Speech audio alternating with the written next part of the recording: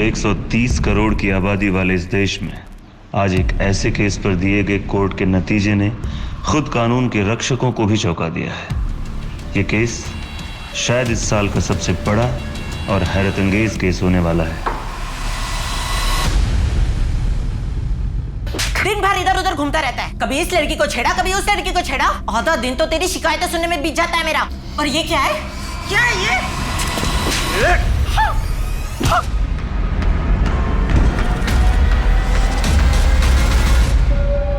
हाय हाय हाय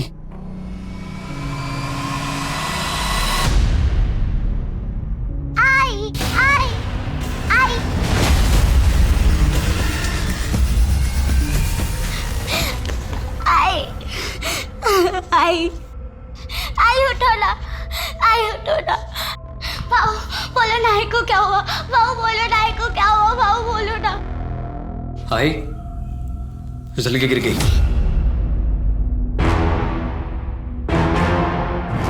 हाय फिसल के गिर गई। क्या क्या बोलेगी? आई फिसल के गिर गई। आई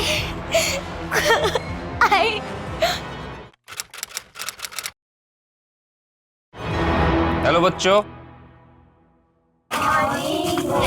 गुड मॉर्निंग, गुड मॉर्निंग।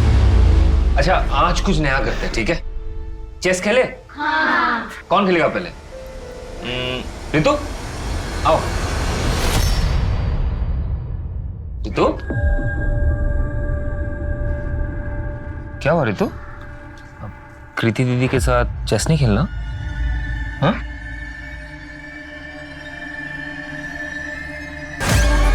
ये क्या हुआ? वो खाना बनाते टाइम। बचपन से बच्चों को सिखाया जाता है कि अनजान लोगों से बात न करें। ये जताया जाता है कि उन्हें अनजान लोगों से खतरा है। लेकिन आपको ये जानकर हैरानी होगी कि सेक्सुअल हरासमेंट के अधिकतर केसेस में जान पहचान के या घर के लोग दोषी निकलते हैं। तो अब किससे बच के रहना चाहिए, अनजान से या जान पहचान वाले से? नमस्कार, मैं दिव्यांका त्रिपाठी दहिया स्वागत करती हूँ आपका क्राइम पेट्रोल 70 के आज के खास एपिसोड में। रितु के हाथ में जो चोट लगी है ना कृति, मैं कह रहा हूँ उसका भाई उसके साथ घर पे जरूर मारपीट करता होगा। जब से उसकी मम्मी की मौत हुई है ना, वो क्लास में अजीब बिहेव करने लगी। काश मैं उसकी मदद कर सकता। मदद ही तो कर रहे हैं ना आप, अपना एनजीओ में उसे पढ़ा लिखा कर उसके पैरों पे खड़े होने में हेल्प ही तो कर रहे हैं। ऐसे नहीं, ऐसा कुछ जिससे मैं उसे उस नर्क से निकाल सकूं। कोई भी लड़की डोमेस्टिक वायलेंस डिजर्व नहीं करती, उसे इंडिपेंडेंट होना चाहिए। इंडिपेंडेंस से याद आया, गाड़ी चलाना सीख लो। मुझे गाड़ी चलाने भी आती है और मैं चलाती भी हूँ। वो बस ये नैरो लेन्स और भीड़ भाड़ वाली जगह में नहीं चलती मुझसे। भीड़ भाड़ में चलाओ, कॉन्फिडेंस बढ़ाओ अपना, ठीक है? बाकी मैं तो हुई। ठीक है।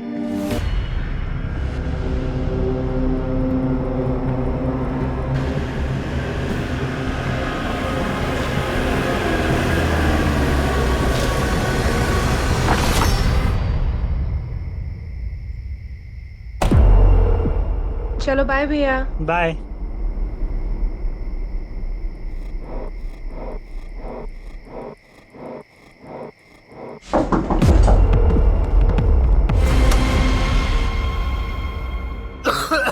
अरे मेरी सांस ही नहीं चल रही है। क्या घर में धुआं कर रखा है पूरा? ये धूप के धुएं से मेरी जान लेगी क्या?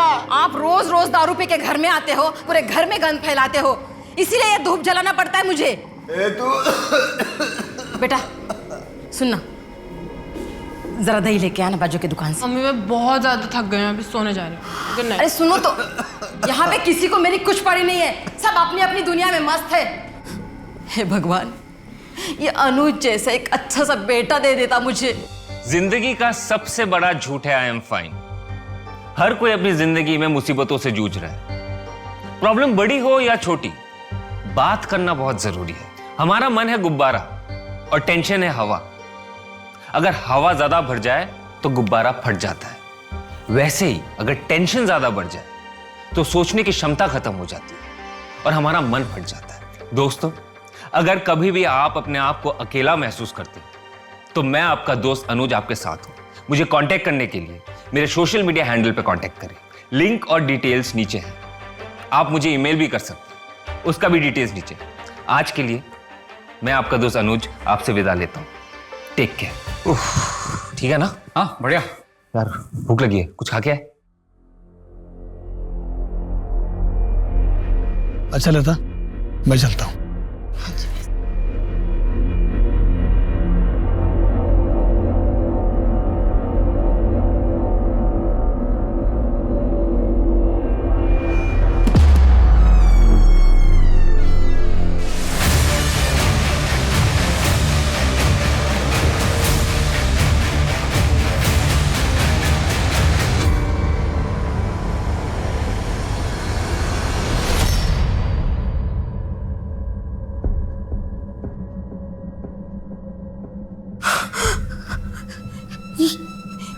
ये कैसे हो गया?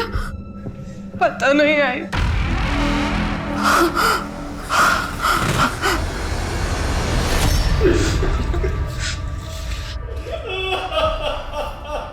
सर गैस खत्म हो गया था। हम मम्मी डायलिसिस के लिए गई थी, बाबा भी घर पे नहीं थे। तो मैंने भैया को कॉल करके बुला लिया।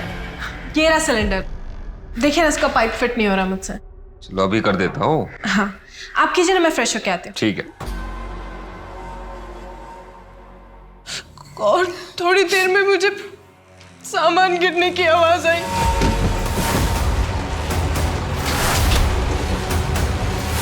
भैया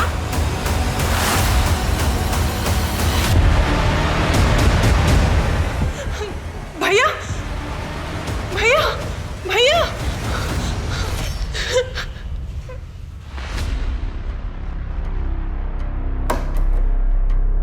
दरवाजा कब से खराब है? सर आज सुबह से ही खराब है। मैंने कारपेंटर को कॉल किया, वो शाम तक आएगा।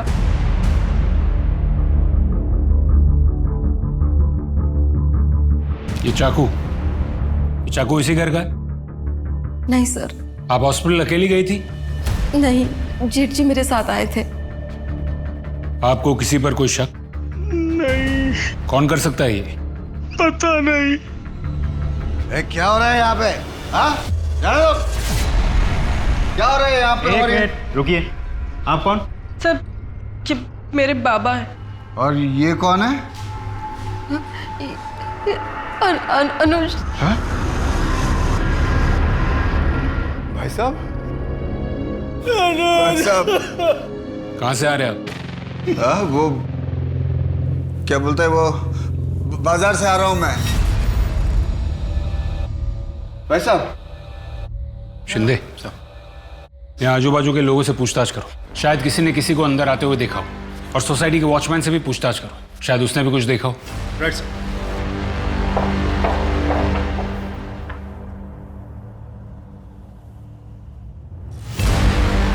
वॉचमैन, वॉचमैन, एक्सक्यूज मी, आपको पता है ये वॉचमैन कहाँ होगा? अरे ये राम सिंह पता नहीं कहाँ गया। इसका नंबर मिल सकता? हाँ जी हाँ जी।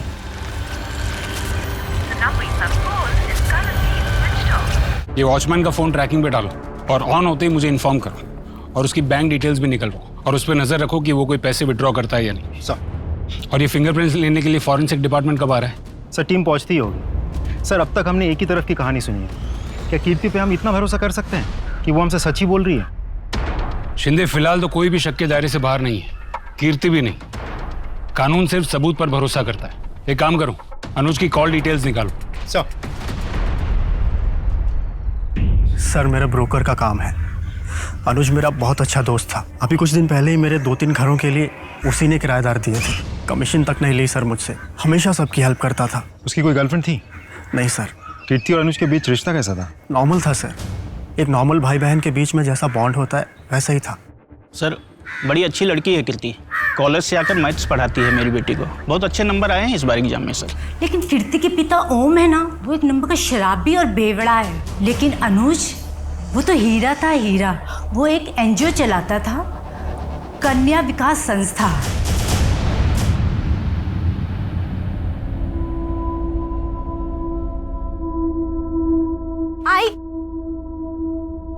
आई शाह, क्या हुआ बेटा, क्यों रो रही है ऐसे? आई मुझे आपके साथ आना है। कल से तेरे एग्जाम है ना, 3 दिन की तो बात है। जैसे तेरे मामा की शादी होगी ना, मैं नागपुर से वापस मुंबई आ जाऊंगी। नहीं आई, मुझे भी आना है आपके साथ, मुझे अकेले नहीं रहना। अरे बाबा अकेले कहाँ है, बाबा है ना यहाँ तेरे साथ। सुन, जाने दे आई को, अच्छा है, कोई डांटने वाला नहीं है। हम लोग बहुत मस्ती करेंगे, खेलेंगे, आइसक्रीम खाएंगे, है ना? और मैं जल्दी आ जाऊंगी, 3 दिन की बात है, ठीक है? आप ध्यान रखो है इसका। चलती हो। चलिए भैया, बाय। सुन, 2-3 दिन की बात है और मैं हूं ना तेरे साथ, तेरा बाबा। चल सर, फॉरेंसिक रिपोर्ट में मेन डोर पे जो फिंगरप्रिंट्स मिले हैं, घर वालों में से किसी की भी नहीं होगी। इसका मतलब कीर्ति सच कह रही थी। भैया जब किचन में थे तो मैं नहाने के लिए चली गई और थोड़ी देर में मुझे सामान गिरने की आवाज आई। घर में जरूर कोई घुसा था। और सर, पोस्टमार्टम रिपोर्ट के हिसाब से चाकू से अनुज पर 12 वार किए गए हैं। 12 वार? सर, इसका मतलब साफ है शिंदे, खूनी जो कोई भी है वो अनुज से बहुत गुस्सा था। एक और बात सर, ये वॉचमैन राम सिंह की बैंक अकाउंट डिटेल्स चेक की है मैंने। कुछ ही घंटों पहले उसने 75,000 रुपए कैश विड्रॉ किए हैं एटीएम से। 75,000 कैश? सर, इतने रुपयों की उसे क्या जरूरत आ पड़ी? सोसाइटी में बात करो और इसके बारे में पता करो। सर,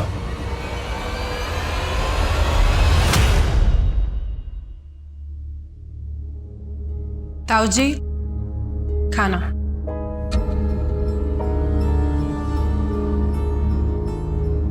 ताऊ जी, आप हमारे साथ क्यों नहीं शिफ्ट हो जाते? कब तक ऐसे अकेले रहेंगे?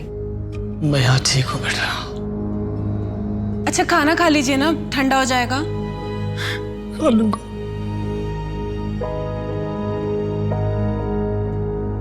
अनुज के साथ किसने किया होगा ये सब? तुम दोनों में तो एक दोस्ती जैसा रिश्ता था ना बेटा। शायद अनुज ने तुझे कभी बताया हो। नहीं ताऊ जी। ताऊ जी। बेटा, मैं एक रिक्वेस्ट करना चाहता हूँ तुझसे। बोलिए ना। एनजीओ शुरू किया था अनुज की मम्मी ने, और उसके जाने के बाद अनुज ही संभालता था उसे। मेरी एक रिक्वेस्ट है बेटा, एनजीओ को तू संभाल ले। ताऊ जी, लेकिन मैं कैसे कर पाऊंगी ये सब? कर पाएगी बेटा, मेरा विश्वास है तू कर पाएगी। करेगी ना? बोल। ये लो, क्या पी रहे हो तुम लोग? हाँ तुम लोग रोज बोलते थे ना मैं तुमको कभी नहीं पिलाता हूँ। ये लो, आज मेरी तरफ से, वो भी अंग्रेजी वाली। ये मार, ये देख।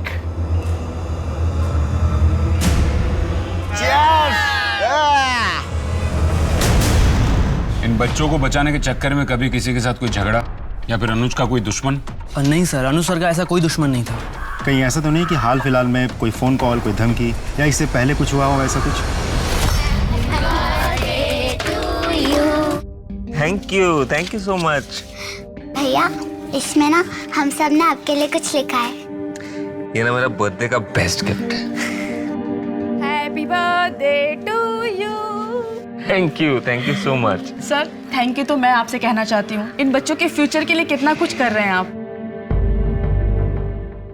सर, अनुज सर का कौन दुश्मन हो सकता है? उन्होंने तो सबके लिए अच्छा ही किया है, कभी किसी के लिए बुरा नहीं किया। सर, ऐसे तो उनका कभी किसी के साथ झगड़ा नहीं हुआ, पर कुछ दिन पहले। क्या? कुछ दिन पहले क्या? सर, अनुज सर के सोशल मीडिया पर बहुत सारे फॉलोअर्स हैं। वो मोटिवेशनल वीडियोस बनाते हैं ना, तो अक्सर लोग ऑफिस में उनसे मिलने आया करते। उस दिन भी। आपकी वीडियोस ने तो मेरी जिंदगी ही बदल दी है। मुझे अपनी लाइफ के बारे में सोचने की इंस्पिरेशन आपके वीडियोस देखकर ही मिलती है। और फिर मुझे लगा कि मैं तो अपने पति से प्यार ही नहीं करती। क्या है ना, अरेंज मैरिज में प्यार होने के लिए थोड़ा सा वक्त लगता है। नहीं, ऐसा नहीं है। मैं तो उनसे डिवोर्स ले रही हूँ। अगर आप 100% श्योर है इस चीज़ को लेकर, मतलब डिवोर्स को लेकर, तो फिर आपको वही करना चाहिए जो आपको ठीक लगे। ये आपकी ज़िंदगी है। ये आपके लिए। अपने दर्शकों से मैं यूजुअली गिफ्ट एक्सेप्ट नहीं करता हूँ। I am sorry. मैं सिर्फ आपकी दर्शक थोड़ी ना हूँ। हमारे बीच तो एक अलग सा कनेक्शन है, दोस्ती का, या फिर उससे भी कहीं ज्यादा। ठीक है, मैं ये अपने एनजीओ के बच्चों में बांट दूंगा। Thank you. फिर मैं आपको नेक्स्ट टाइम कुछ ऐसा गिफ्ट दूंगी कि आप किसी और के साथ शेयर नहीं कर पाएंगे। 2 दिन के लिए मेरे पति बाहर जा रहे हैं, हम डिनर पर चले? देखिए, ये सही नहीं हो रहा। आप शादीशुदा है, ये सब आपको शोभा नहीं देता। पर मैं सर आपको वो मीटिंग के लिए जाना था ना? हाँ हाँ। बाय। उस दिन के बाद भी उस लड़की ने सर को बार बार कॉल करके परेशान कर दिया। अनुज सर के लगातार मना करने के बाद भी उस लड़की ने सर के साथ कॉल पर गाली गलौज तक की।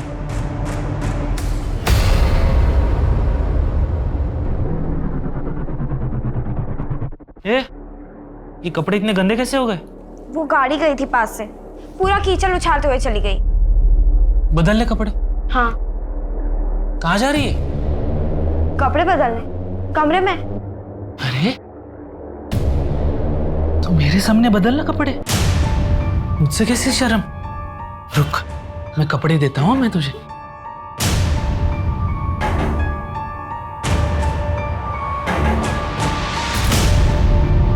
ये ले, बदल ले मेरे सामने। बदल कपड़े, मैं बदलता हूँ।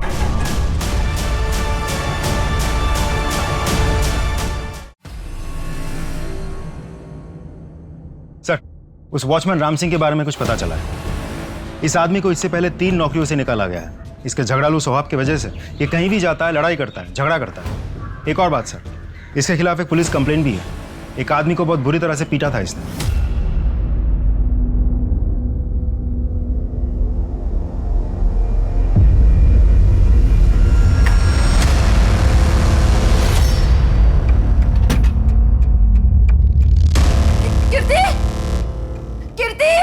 कीर्ति जल्दी आ। कीर्ति, ये देख, ये देख, ये देख, ये देख ना, सब खाली है। पैसे नहीं, गहने नहीं, कुछ भी नहीं। लास्ट कब देखे थे गहने? सर कुछ 4-5 दिन पहले। आई लॉकर ज्यादा खोलती नहीं है। उन गहनों की कोई फोटोज? हाँ।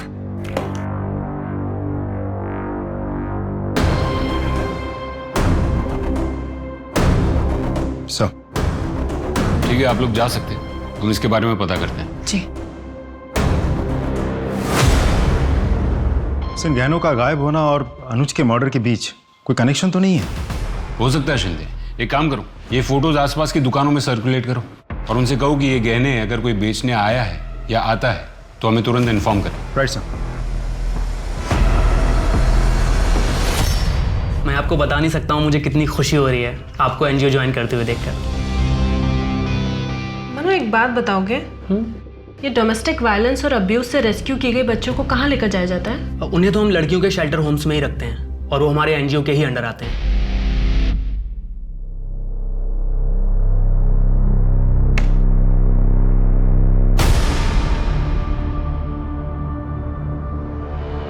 जली हुई रोटी।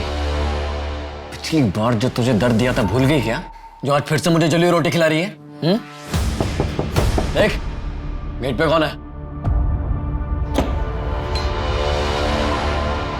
हाय रितु, क्या है आपका? मेरा नाम अनुज है, कन्या विकास संस्था से आऊं। हमें सरकार ने अपॉइंट किया रितु को ले जाने के लिए। क्यों? क्यों ले आना? क्योंकि तुम रितु के साथ बुरा बर्ताव करते हो। बहन है मेरी वो, और देखता हूँ कौन और कैसे लेके जाता है। लड़ाई करोगे हमसे? करो, सब रिकॉर्ड हो रहा है। सिविल केस तो लग ही गया है तुम्हारे ऊपर, अब क्रिमिनल केस भी लगेगा। लंबा अंदर जाओगे। रितु, बेटा इधर आओ। रितु, कहीं नहीं जाओगे तुम। करूंगा। देख लूंगा तुम सबको।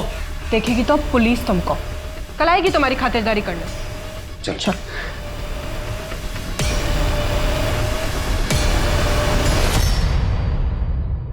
और ये शेल्टर होम्स कहाँ पर है? एक तो कोथरूड में है, दूसरा दापोली में।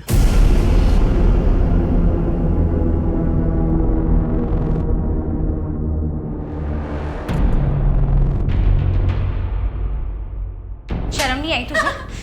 बता बता, कहाँ मुंह काला करके आई है? छोड़ूंगी नहीं मैं तुझे। शर्म नहीं आई तुझे? हाँ, दांत लगा के रखती है तूने। छोड़ूंगी नहीं। क्यों मारी है उसे? अरे इससे पूछो क्यों मार रही हूँ?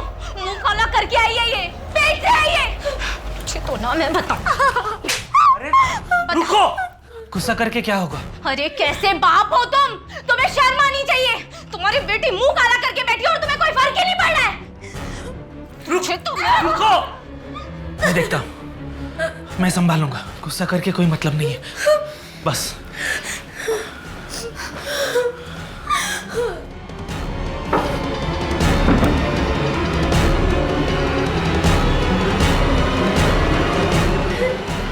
बेटा,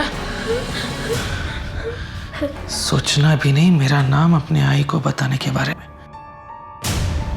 वरना तेरे साथ साथ तेरे आई को भी मार दूंगा मैं, समझी तू? इसका कितना मिल जाएगा? असली तो है ना? खुद ही देख लो। ठीक है, मैं चेक करके बताता हूँ। देखो देखो।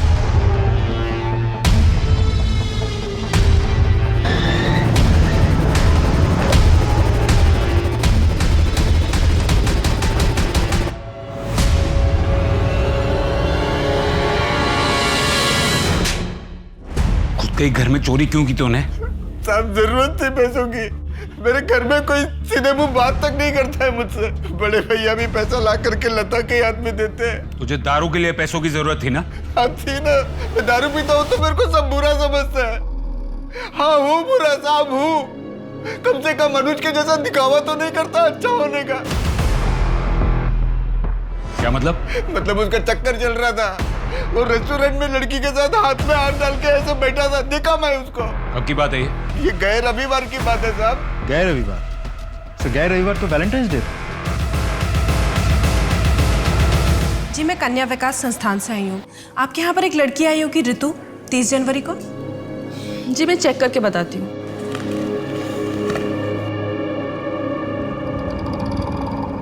नहीं, ऋतु नाम की तो कोई लड़की नहीं आई है। शायद कोट हुड वाले शेल्टर होम ले गए हूँ। नहीं, वहाँ तो मैं पहले ही देख कर आई हूँ। वहाँ तो नहीं है।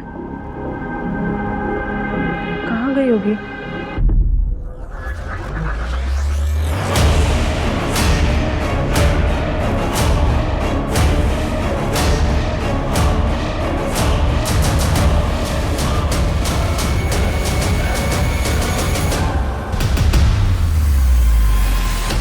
फरवरी का सीसीटीवी फुटेज दिखाओ। जी सर।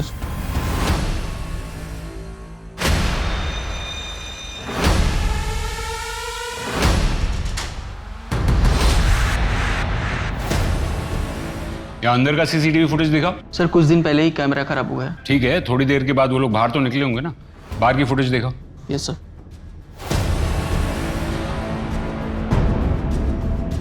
रुको रुको रुको। तो ये फुटेज क्लियर नहीं है, जिसकी वजह से गाड़ी का नंबर नहीं दिख रहा।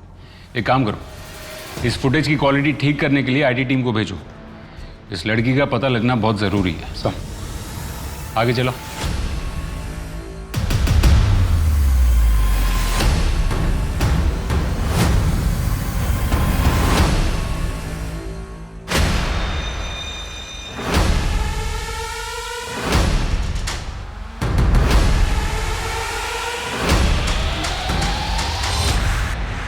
ये कौन है? सर ये तो दिनेश है, पास में ही रहता है सर।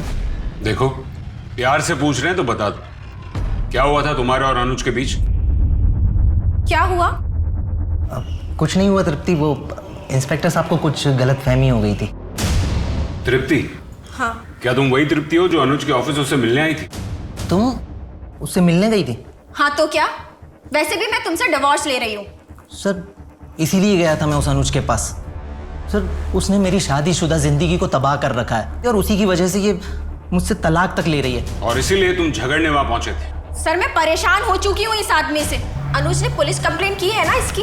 अच्छा किया, ले जाइए इसे, डाल दीजिए जेल में। जेल में कोई ना कोई जाएगा, ये बात तो पक्की है, क्योंकि अनुज का मर्डर हो चुका है।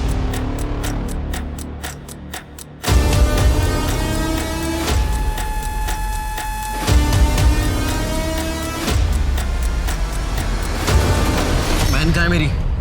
मुझे पता लग गया कि तुम्हें किसी सरकार ने नहीं भेजा था। छोड़ो मुझे। बहन कहाँ है मेरी? बचाओ, बचाओ मुझे। क्या हुआ? क्यों छेड़ रहे हो उसको? अपना काम करना। ये आदमी पता नहीं कौन है, मेरा रेप करने की कोशिश कर रहा है।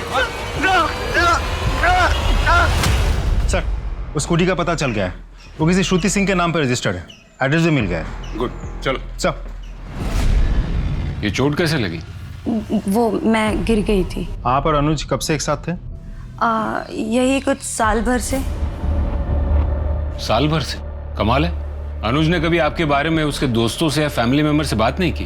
एक्चुअली अनुज ये चाहता था कि पहले उसके पापा राजी हो जाएं, फिर वो सबको बताएगा। आप दोनों मिले कैसे थे? हम कॉलेज में मुंबई में एक साथ थे, उसके बाद मैं पुणे आई जॉब के लिए और फिर हमने वहाँ मिलना स्टार्ट किया। आओ आओ आओ, ये देखो, ये रहा तुम्हारा नया घर। कैसा लगा? घर तो बहुत अच्छा है। थैंक यू सो मच यार। थैंक यू बोलने की कोई जरूरत नहीं है। एक्चुअली क्या है ना, मेरा दोस्त ब्रोकर है। अच्छा, तुम्हारी कोई गर्लफ्रेंड है? एक्चुअली मैं शादीशुदा हूँ, मेरा एक बेटा भी है। ओके।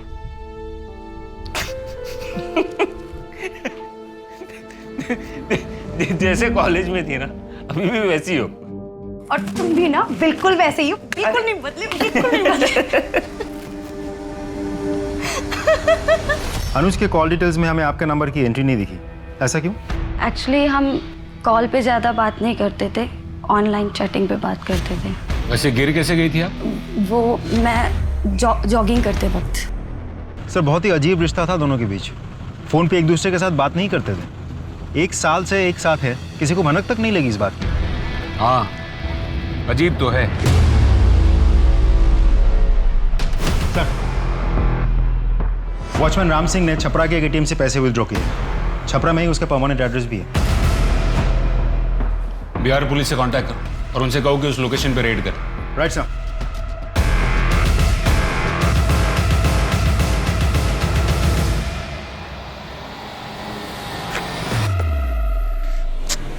चाबी लाना तो भूल ही गई है।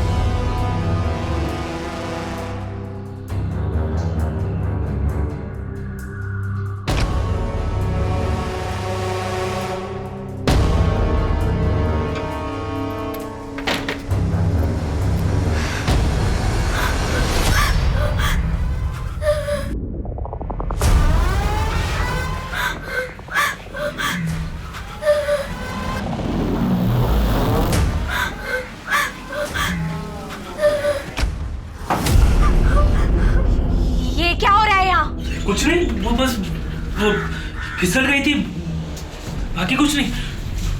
बाकी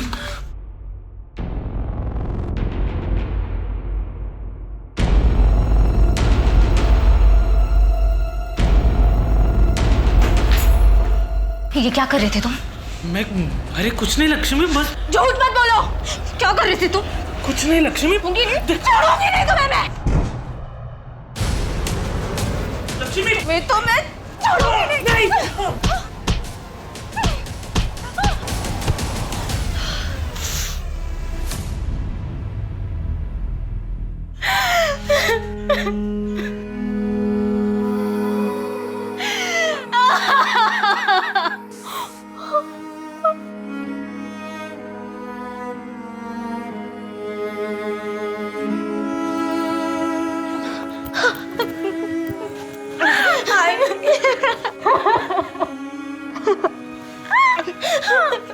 मुझे माफ कर दे बेटा, तेरे साथ इतना सब होता है और मैं कुछ नहीं आई।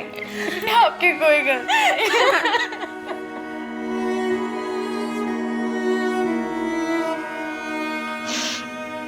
चल। कहाँ? Police station.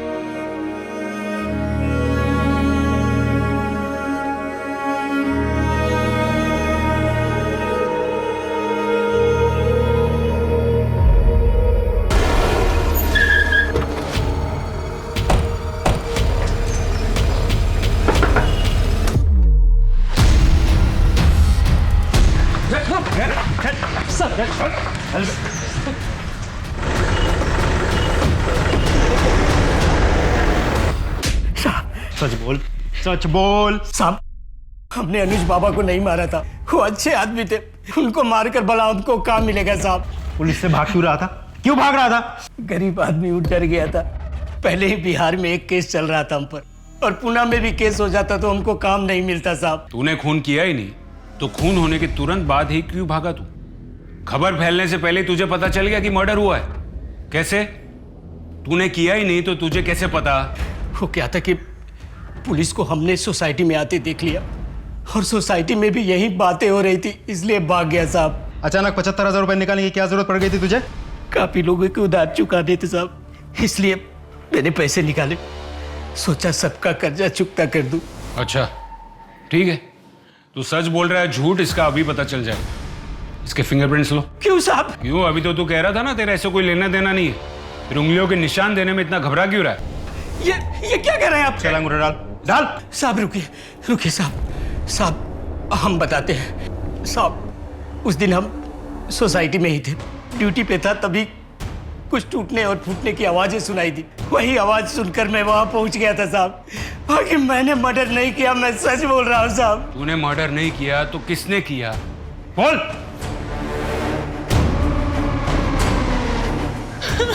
क्या हुआ मैडम? मैडम ये कैसे हुआ?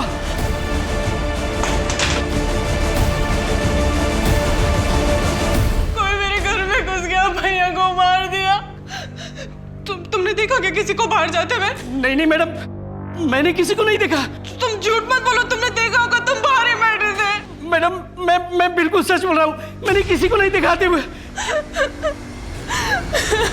इसलिए साहब हमने एटीएम से 75,000 रुपये निकाले और अपने गांव भाग गए, क्योंकि पहले से ही हमारा नाम पुलिस रिकॉर्ड्स में था और फिर से किसी केस में हमारा नाम ना आ जाए, इसलिए मैं यहाँ से भाग गया। सर मैंने नहीं मारा है अनुज भैया को, मैं तो बस चाकू बाहर निकाल रही थी। तो फिर तो चाकू पर तुम्हारे फिंगरप्रिंट्स होने चाहिए थे, वो क्यों नहीं मिले? और जब तुम्हारी माँ घर पर आई उसने तुम्हारे हाथ में चाकू नहीं देखा था। डर के मारे तुमने कपड़े से साफ करके फिंगरप्रिंट्स मिटा दिए। क्यों? जब मारा ही नहीं तो सबूत क्यों मिटाए? सर आप ऐसे ही हवा में इल्जाम लगा रहे हैं, कोई सबूत है आपके पास? एक नई बात सामने आई। सर ये आदमी एनजीओ में घुसा है और वहां पर हंगामा कर रहा था। तो क्यों ना करो हंगामा? तुम्हारा अनुज मेरी बहन को लेके गया था, कहाँ है वो? सर ये बात इससे 10 बार कह चुका हूँ। सर इसकी बहन का नाम हमारे रिकॉर्ड्स में नहीं है, और अगर वो सर हमारे एनजीओ आई भी होती तो हम उसे शेल्टर होम भेजते। पुणे में 2 शेल्टर होम है और मैंने दोनों जगह बात की है। इसकी बहन ऋतु का नाम वहां भी नहीं है। सर ये बिल्कुल झूठ बोल रहा है। कौन कौन आया था तुम्हारी बहन को लेने? सर अनुज था और साथ में एक सरकारी कस्टोडियन लड़की थी। किस दिन की बात है ये?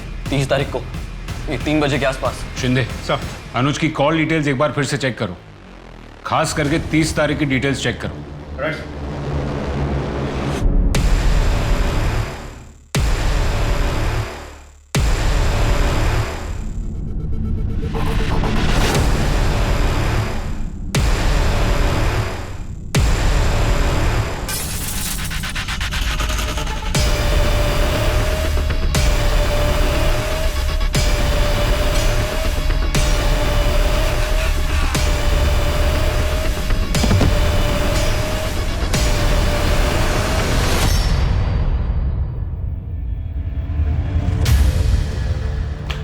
अनुज की कॉल डिटेल से हमें पता चलता है कि 30 तारीख को दोपहर 3:30 बजे के आसपास तुम्हारी उसके साथ बात हुई थी।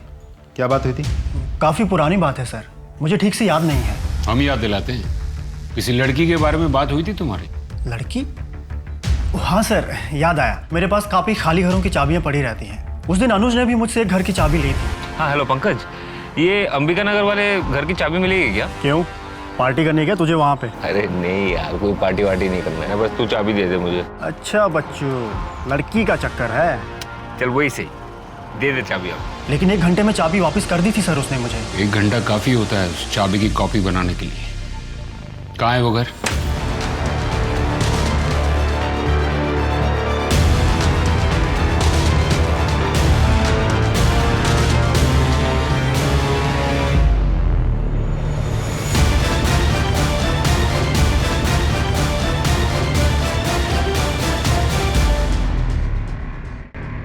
बेटा अनुज भैया तुमको उस दिन घर से लेकर गए, उसके बाद क्या हुआ?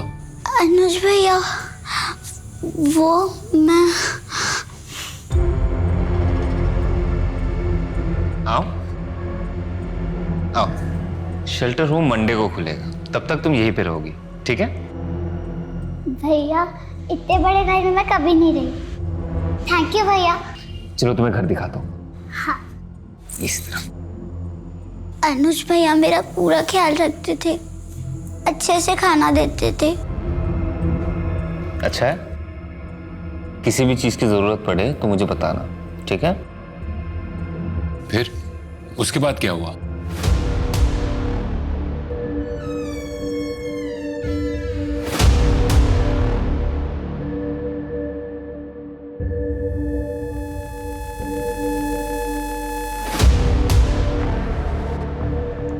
कौन है?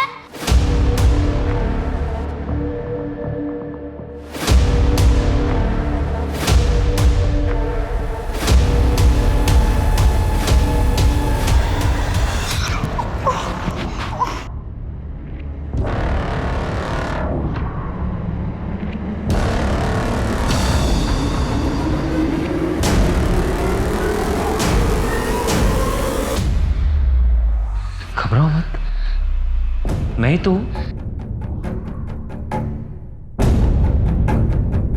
मैंने तुम्हारे लिए इतना कुछ किया है, तुम मेरे लिए इतना तो कर ही सकती हो ना?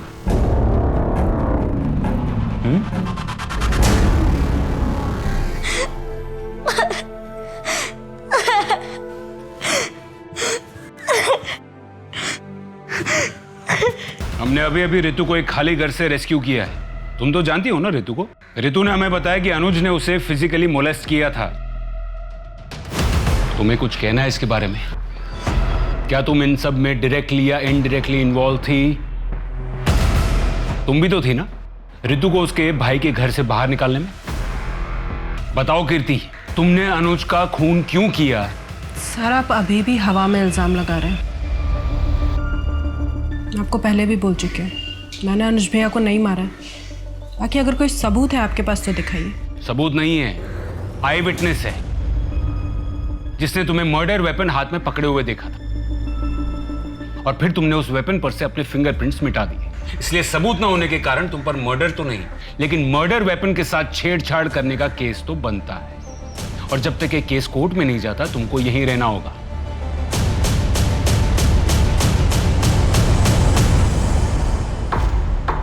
पुलिस ने एक लड़की को बचाया है जिसे अनुज चांदेकर ने बंदी बनाकर रखा था।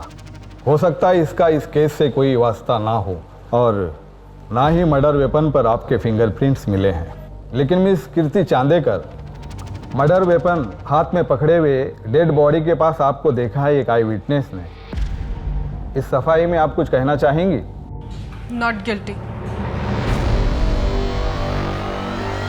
लेकिन उस दिन के बारे में मैं कुछ और बताना चाहती हूँ।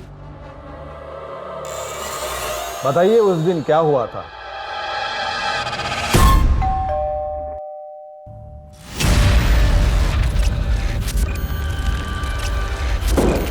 काकी का है?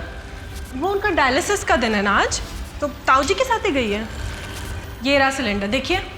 पता नहीं इसका पाइप फिट ही नहीं हो रहा है, मुझसे बहुत ट्राई किया मैंने। तो आपको फोन, भैया भैया ये क्या कर रहे हैं आप? ये भैया नहीं, छोड़ो मुझे, छोड़ो मुझे, छोड़ो मुझे।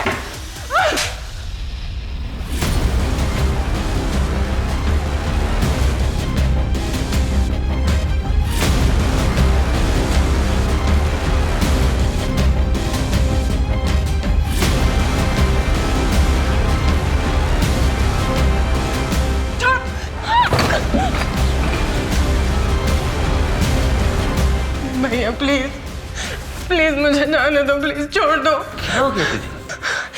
हाँ? क्यों भाग रहे हैं मुझसे? हाँ? भैया नहीं नहीं, छोड़ो, पास आ। छोड़ो मुझे, छोड़ो मुझे।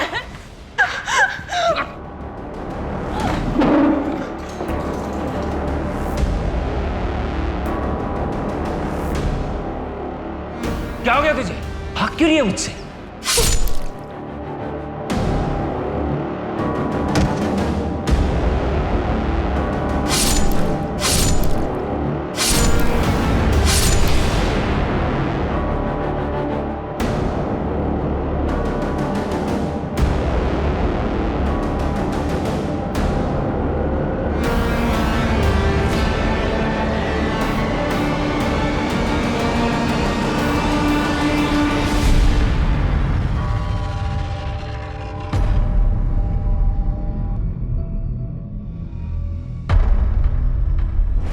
कमाल है, हम उसे पूछते रहे तब वो यही कहती रही कि उसने अनुज का खून नहीं किया। अब यहाँ कोर्ट में उसने सब कबूल कर लिया। पता नहीं कीर्ति ऐसा क्यों बोल रही है। मेरा बेटा अनुज कभी भी ऐसा नहीं कर सकता। सिर्फ कीर्ति नहीं, अनुज भी कितना शरीफ है इस बात को साबित करने के लिए एक और सबूत है हमारे पास। मतलब?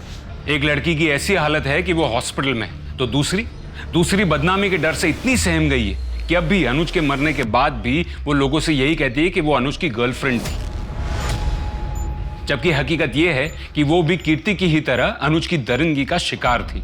नहीं नहीं, ये क्या बात करें इंस्पेक्टर साहब आप। अनुज बहुत अच्छा लड़का था, कीर्ति का इतना ख्याल करता था। कीर्ति का क्या, हम सबका ख्याल रखता था। अनुज तो अनजाने लोगों की भी मदद किया करता था। कीर्ति झूठ बोल रही है। कमाल है, आप कीर्ति की माँ है, वो कह रही है कि उसके ऊपर रेप अटेम्प्ट हुआ है और आपको उसकी बात पर यकीन नहीं। क्यों? क्योंकि हमें कीर्ति से ज्यादा अनुज पे विश्वास था। कीर्ति की झूठ बोलने की आदत से हम परेशान हो चुके थे। कॉलेज जाने वाली छोटी छोटी बातों को लेके भी वो झूठ बोला करती थी हमसे। देखिए, बच्चे तो ऐसी बातों में अक्सर झूठ बोल ही देते हैं, इसका मतलब ये नहीं कि वो अब भी झूठ बोल रही हो। लेकिन ये एक बार नहीं, कई बार हो चुका है इंस्पेक्टर साहब। एक बार हमारे घर में एक मजदूर आया था, उससे लोगों से उसने ये कहकर पिटवाया कि वो उसे घूर रहा है। आप ही बताइए, कीर्ति की बातों पे विश्वास कैसे करें? लगभग 1 महीने से ज्यादा ये केस कोर्ट में अटका रहा। जब बात रेप की होती है, मॉलेस्टेशन की होती है, तो समाज की सोच ही उलट जाती है। जहां किसी और केस में गुनहगार से सवाल किए जाते हैं, वहीं जब बात हो रेप की तो उस पीड़ित औरत से सवाल किए जाने लगते हैं। उल्टा उस लड़की पर ही दोष लगने लगते हैं कि उसने कुछ किया होगा, उसने उकसाया होगा, गलत कपड़े पहने होंगे, गलत टाइम पर घर से निकली होगी, वगैरह वगैरह। इसी के चलते भारतीय न्याय प्रणाली में औरतों के खिलाफ हो रहे रेप्स, बढ़ते हुए अपराधों को लेकर ठोस कानून बनाए गए हैं। लेकिन कई बार लोग इन्हीं कानूनों का गलत इस्तेमाल करते हैं, जिससे सही और गलत में अंतर करना मुश्किल हो जाता है। लेकिन यहाँ सवाल ये उठता है कि क्या कीर्ति वैसी थी जो झूठ का सहारा लेकर अनुज को बदनाम कर रही थी? आप ये कह रहे हैं कि अनूप चांदेकर काफी सालों से आप पर रेप करते आए हैं? जी सर। सर, मैं 13 साल की थी, तब से वो ये सब करते आए मेरे साथ। मेरा 13th बर्थडे था, तब उन्होंने सबसे पहले। भैया, हम कहाँ जा रहे हैं? भैया भैया रुको ना, कहाँ जा रहे हैं हम? बोलो ना।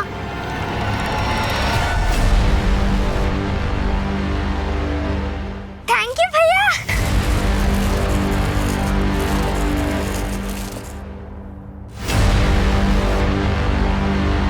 बहुत सुंदर है। पहन के दिखा। घर पहुंच के। नहीं, अभी यही। नहीं छोड़ो भैया, दुख है। जैसा मैंने कहा, अगर वैसा नहीं किया तो इससे ज्यादा दर्द होगा।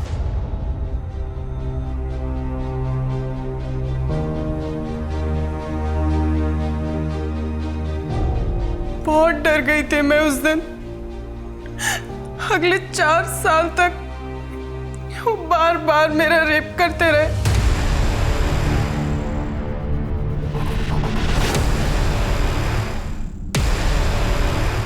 क्या सोच रहे हैं सर? अब तो केस भी सॉल्व हो गया। शिंदे, अभी भी ऐसा लग रहा है जैसे केस की कुछ कड़ियां अब भी जुड़नी बाकी है। मैंने बहुत कोशिश की कि मम्मी को सब कुछ बता दूं। अरे वाह कीर्ति, नई फ्रॉक किसने दी? अनुज भैया ने। कितनी खूबसूरत फ्रॉक है, कितनी छान दिसते तुला। लेकिन इतनी गंदी कैसे हो गई है? वो अनुज भैया ने कहा सामने पहनने के लिए। ठीक है, ये गंदी हो गई ना फ्रॉक, जाके बदली कर दे। हाँ?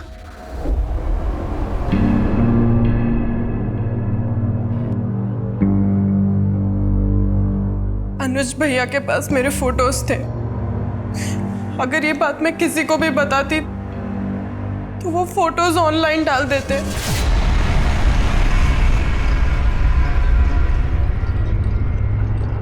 पुलिस के पास कोई सबूत है जिससे ये प्रूव हो सके कि ये एक्ट ऑफ सेल्फ डिफेंस नहीं, प्लान्ड मर्डर था? नहीं मिलोड। अभी कुछ ही समय पहले सेल्फ डिफेंस का ऐसा ही एक केस मुंबई में सामने आया था, जिसमें एक औरत ने अपने ही पति को मार दिया था जब उसने उसे खुद के बेटी के साथ रेप करते हुए पकड़ लिया था। लेकिन सेक्शन 100 के तहत वो औरत बेगुनाह साबित हुई थी। यहाँ की सारी दलीलें सुनने के बाद एक्ट ऑफ सेल्फ डिफेंस के चलते सेक्शन 100 के तहत कोर्ट कीर्ति चांदेकर को बाइज्जत बरी करती है।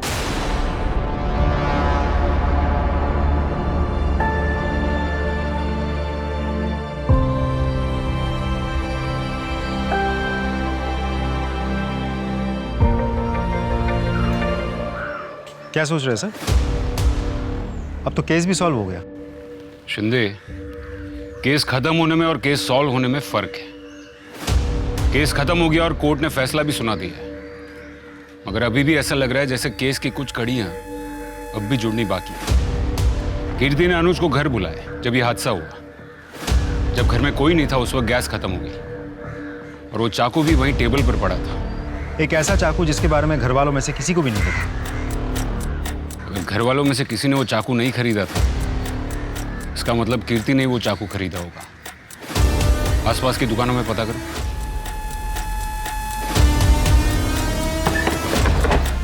साहब कुछ याद नहीं, कौन और कब ले गया था? फोटो चेक कीजिए।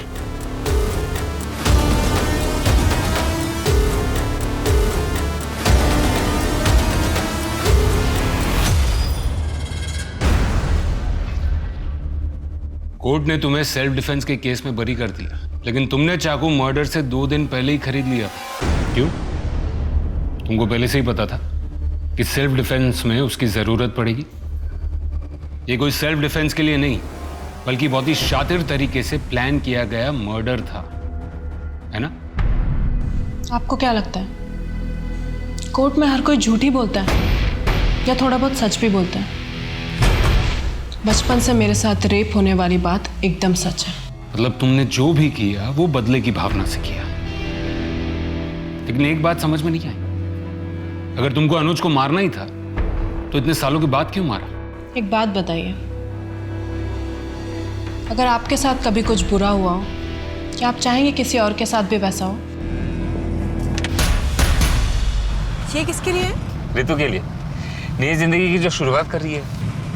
अच्छा, आप शेल्टर होम में जा रहे हैं ना? मैं भी चलूं आपके साथ? अरे नहीं, वो ज्यादा लोगों से मिलने नहीं देते उसे। इतना जो सहा है उसने अभी। कौन से शेल्टर होम में है वो? जहाँ पे भी है खुश है। तुम जान के क्या करोगे? रितु के साथ वो सब ना हो जो मेरे साथ हो रहा था। उस दिन अनुज के साथ रितु के घर मैं ही गई थी। मुझे लग रहा था मैं उसकी मदद कर रही हूँ, लेकिन जब मैंने वो फ्रॉक देखी तब मैं समझ गई कि रितु खतरे में है। रितु के साथ मैं ऐसा कुछ भी नहीं होने दे सकती थी जो मेरे साथ हुआ है। लेकिन एक बात तो तय है कि तुमने मर्डर किया है, एक प्लान्ड मर्डर। आपको जो सोचना है आप सोच सकते हैं।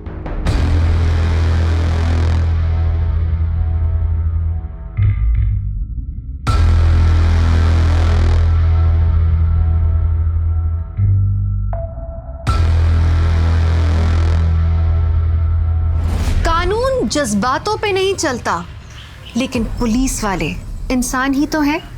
सही और गलत में वो फर्क साफ देख सकते हैं। कीर्ति ने खून किया, लेकिन उसके पीछे उसका इंटेंशन किसी की जान बचाने का था, सेल्फ डिफेंस नहीं, लेकिन डिफेंस तो था। अनुज जैसे दरिंदे अपने नापाक इरादे को पूरा करने के लिए हमेशा मौके की तलाश में रहते हैं, लेकिन हमें उनसे सतर्क रहना चाहिए। कानून के दायरे में रहते हुए हमें सही कदम उठाना चाहिए। अपने हो या पराये, आप सबसे सुरक्षित रहिए, अपना ख्याल रखिए। इसी के साथ मैं दिव्यांका त्रिपाठी दहिया लेती हूँ आपसे विदा। फिर मिलूंगी अगले केस के साथ। आप देखते रहिए क्राइम पेट्रोल सतर्क। जय हिंद। साशा!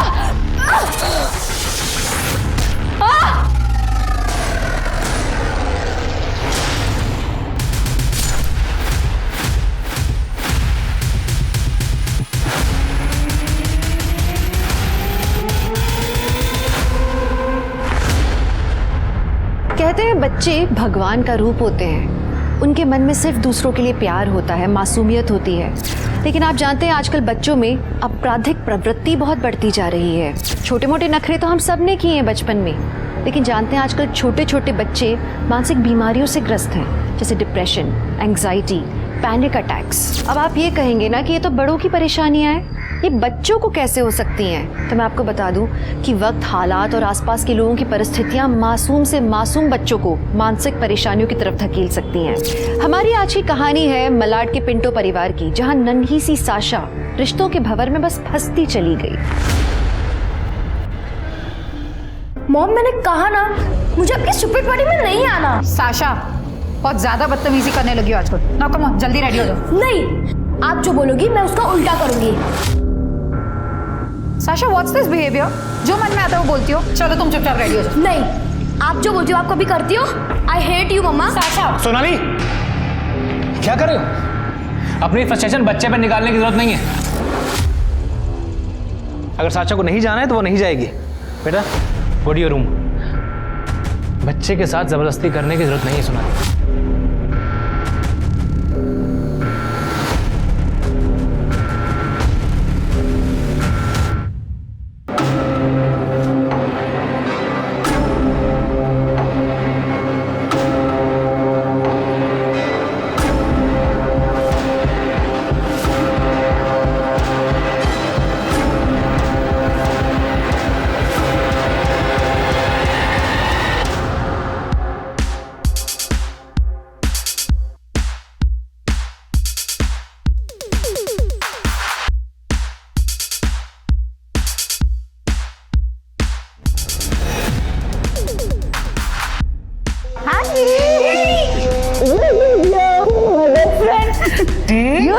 भाई से भी मिल लूं। वैसे you know what, sisters before misters. देखो, तुम मेरे भाई हो और हम दोनों कॉलेज से बेस्ट फ्रेंड है। सो यू सी वैसे तुम दोनों को मैंने ही मिलवाया था ना, remember? Of course, love at first sight. Hey Sonali. Hi bro. Hey, how are you? Hi, fine. Late हो गए? वही, औरतों का तैयार होना। Wow Shells, what a lovely necklace. Thank God तुम्हें पसंद आया, वरना ऐसे तो कोई भी चीज पसंद नहीं आती मेरी लाइफ में। वेल, मैंने तुमसे कहा था जो फोटो सैम ने भेजी है एग्जैक्ट वैसा लाना, pink pearl necklace. Okay guys, हम ये ज्वेलरी डिस्कशन ही करते रहेंगे या ड्रिंक्स भी पियेंगे? It's party guys, come on let's have some drinks, come on, come help me, come Shells. अच्छा, क्या ड्रिंक लोगी? मैं खुद अपनी ड्रिंक ले सकती हूँ।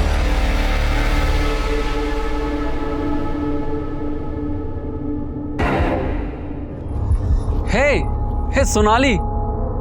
Hey, मैं तुम्हें ही ढूंढ रहा था यार। after so long, how are you? I'm good, how are you? I'm good, better ना? Thank you. बताओ क्या चल रहा है लाइफ में? तुमने फूड ऐप के बारे में सुना है? It's mine. Wow, congrats. Thank you. मैं चाहता हूँ यार कि तुम मेरी टीम को ज्वाइन करो। यार सोनाली, तुम सबसे बेस्ट थी जब हम दोनों साथ में काम करते थे। मुझे पता है सोनाली, तुम अपनी शादी से खुश नहीं हो। प्लीज मेरा ऑफर एक्सेप्ट कर लो। ओके, मुझे थोड़ा टाइम दो, मैं सोच के बताती हूँ। ठीक है। मैं भी आती हूँ। हे सैमी स्वीटी, आई नो शादी एक इजी खेल नहीं है, इसका मतलब ये तो नहीं कि तुम हार मान लो। मेरी भी तो 15 साल की शादी टूटी है। शॉन को 1 मिनट नहीं लगा मुझे छोड़ते हुए, तो क्या मैंने हार मान ली? Look Neena, Shawn is an ass. और सोनाली से शादी मेरी जिंदगी की सबसे बड़ी गलती थी। वो इतनी बुरी वाइफ है ना। Okay Sam, just shut up ना। ना तुम बुरे हो ना वो बुरी है, मैं तुम दोनों को जानती हूँ। सैम, हालात ठीक नहीं है, इसलिए मुझे तुम्हारी बीवी और अपनी बेस्ट फ्रेंड के बारे में कुछ भी नहीं सुनना। और वो जो कर रही है वो सब सही है। हर रोज मुझे छोड़ के जाने की धमकी देती है वो। और ऐसे में क्या गलती कर दी है मैंने? नीना, हर एक की लाइफ में बैड फेस आता है, उसका करियर सफर करता है। जब मेरा नाम टॉप के फैशन फोटोग्राफर में था, मैं लाखों कमाता था, तब तो उससे बड़ा कूल लगता था मैं। अब मैं कमाता नहीं हूँ तो she hates me. She doesn't hate you, Sam. She does, Neena. देखो मैं इंडिया वापस आ गई हूँ ना, मैं बात करूंगी सोनाली से, सब ठीक हो जाएगा। Okay, just cheer up now, come on, cheer up. Hey, how are you? Hey bro, what's up? Pinky, you look so beautiful. Hey, तुम यहाँ क्या कर रहे हो? किसने बुलाया तुम्हें? है ना, इसे तुमने इनवाइट किया? तुम जानती हो ना ये सोनाली के पीछे पड़ा हुआ हाथ होके। अरे चिल ब्रो। अरे तू नीना पे क्यों गुस्सा कर रहा है? मुझे तो तेरी वाइफ ने बुलाया यहाँ पे। What nonsense, Vicky? मैंने तुम्हें कब बुलाया? Oops, my bad. मुझे नहीं पता था कि ये सीक्रेट है। सॉरी। सॉरी।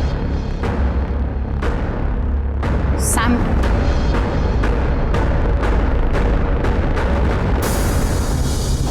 मैं बात करती हूँ।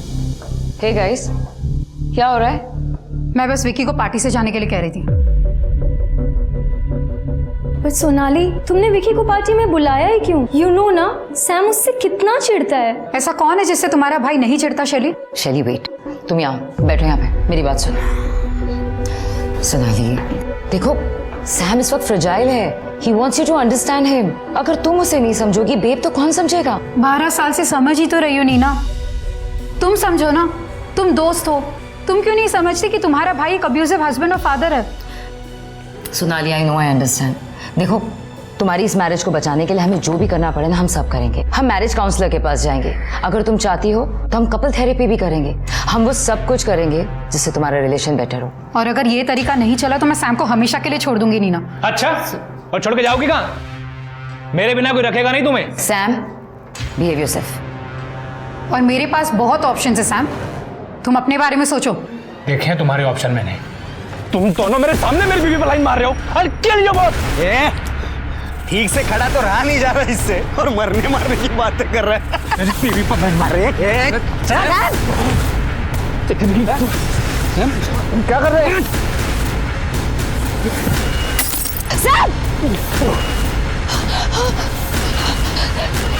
Vicky! Sam! Oh my God! Blood! Go, Shells! Just go and get the car. We have to go to the hospital, Sam. आराम से. Let's go. सोनाली, चलो. Sonali, excuse me. Can you help me, please? Please इसे गाड़ी तक ले जाओ. Sam, Sam आराम से. Sonali, let's go. नहीं, मेरे लिए अब ये शादी खत्म है। सोनाली. कम ऑन सोनाली, मैं तुम्हें घर ड्रॉप कर देता हूँ।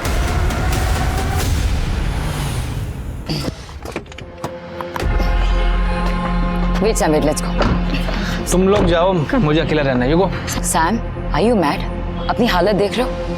अभी स्टिचेस लगी है। चलो मैं अंदर तक छोड़ती हूँ। जिसकी वाइफ सोसाइटी के लॉन्डो के साथ घूम रही हो ना, उसकी यही हालत होनी चाहिए थी। Just get lost. Sam, please go, go. Let's go. नील का मैसेज आया है। Sharon has fever. Okay. Take care. चलो।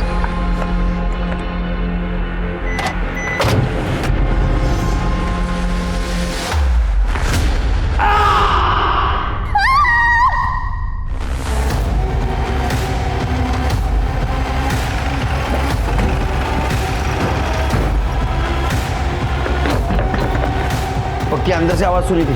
जी सर। दीपक,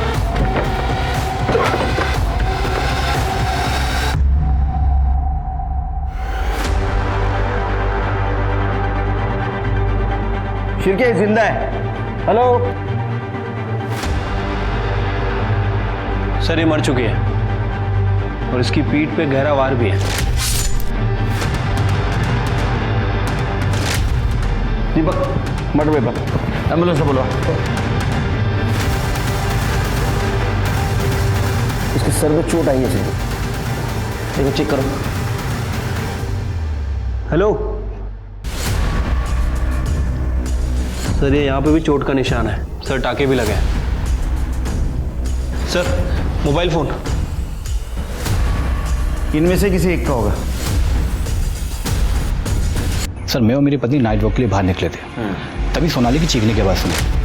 लेकिन सर हमने ध्यान नहीं दिया क्योंकि इस घर से अक्सर लड़ाई झगड़े की आवाज़ आती थी। फिर कुछ समय बाद सैम की चीखने की आवाज़ आई, जैसे उसे किसी ने मारा हो सर। तभी मैंने आपको फ़ोन लगाया। कितने बजे आवाज़ सुनी? सर एग्जैक्ट टाइम तो नहीं पता, तकरीबन 11:30 पौने 12 बजे होंगे सर। और एक बात सर, सोनाली तो आज ही अपने घर आई थी बहुत दिनों बाद अपनी सिस्टर इन लॉ की पार्टी के लिए। शिर्के, इनके फ़ोन से पता करो पार्टी इनविटेशन कहाँ से आया है। चल।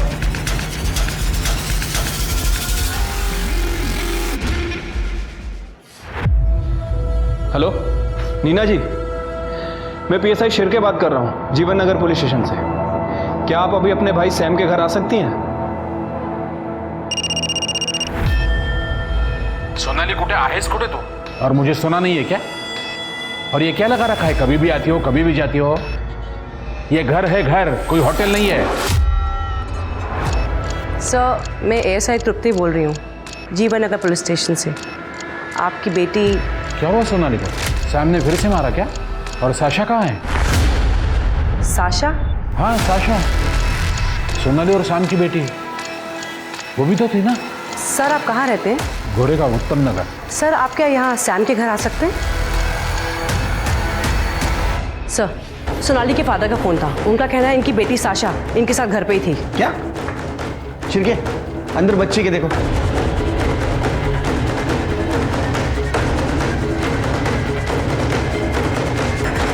सर, बच्ची तो अंदर नहीं है। कहाँ गई फिर साशा? कांस्टेबल को भेजो, आसपास चेक करने के लिए बोलो। ठीक है सर।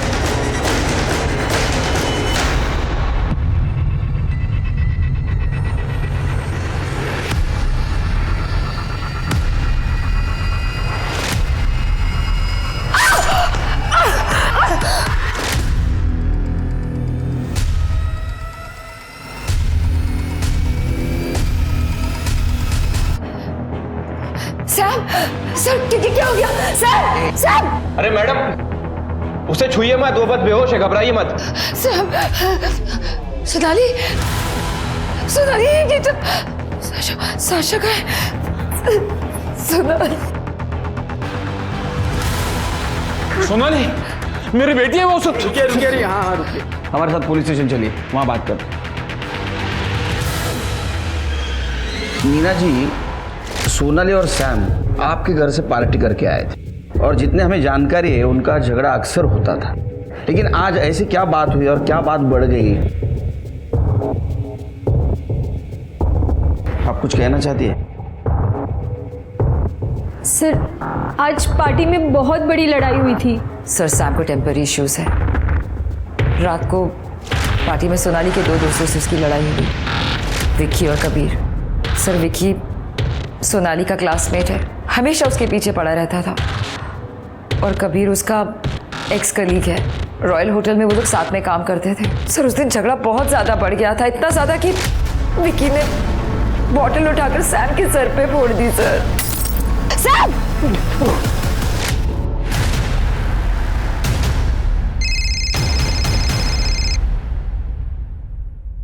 हेलो, ठीक है सर, हॉस्पिटल से फोन था, सैम को होश आ गया। अब सारी बातें क्लियर हो जाएंगी। शिर्के, एक काम करो, तुम हॉस्पिटल जाओ, सैम का स्टेटमेंट ले लो। तुम कबीर और विकी दोनों को फौरन यहाँ लेके आओ। नीना जी, आपके घर की तलाशी लेनी होगी। अच्छा सर।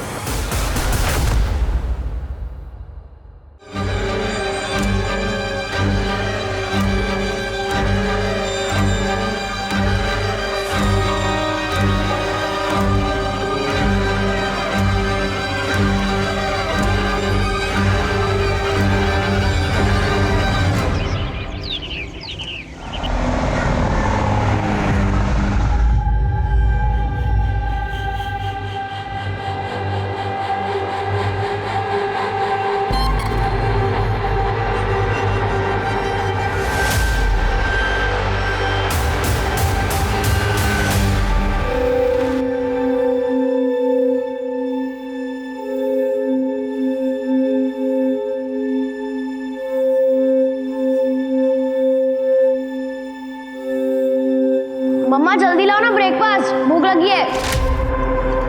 यो। क्या मम्मी, फिर से poha? I hate poha. Sasha, तुम्हें कभी कुछ पसंद आता है लाइफ में? चुपचाप अभी पोहा खाओ, लंच में तुम्हारे पसंद का, प्रॉमिस, ओके?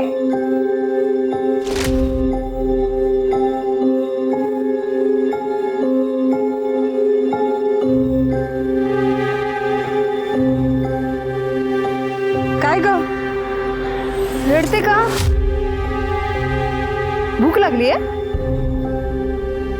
ए भीमा, थोडे पोहे दे ना.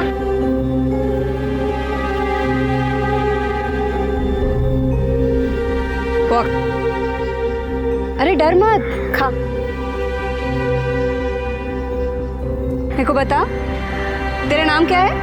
किधर से आई तू? काय आलं? अरे ए पोरगी.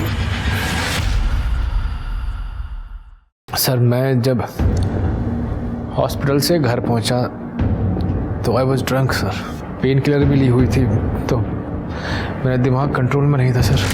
Door was open. सोनाली. घर के अंदर पहुंचा तो सोनाली की डेड बॉडी पड़ी हुई थी सर. सोनाली, सोनाली. मैं इससे पहले कुछ रिएक्ट करता, किसी ने पीछे से आकर मेरे सर पे मारा सर. ये सब विकी का काम है. उसका स्ट्रॉन्ग परफ्यूम मैं घर पे स्मेल कर सकता था.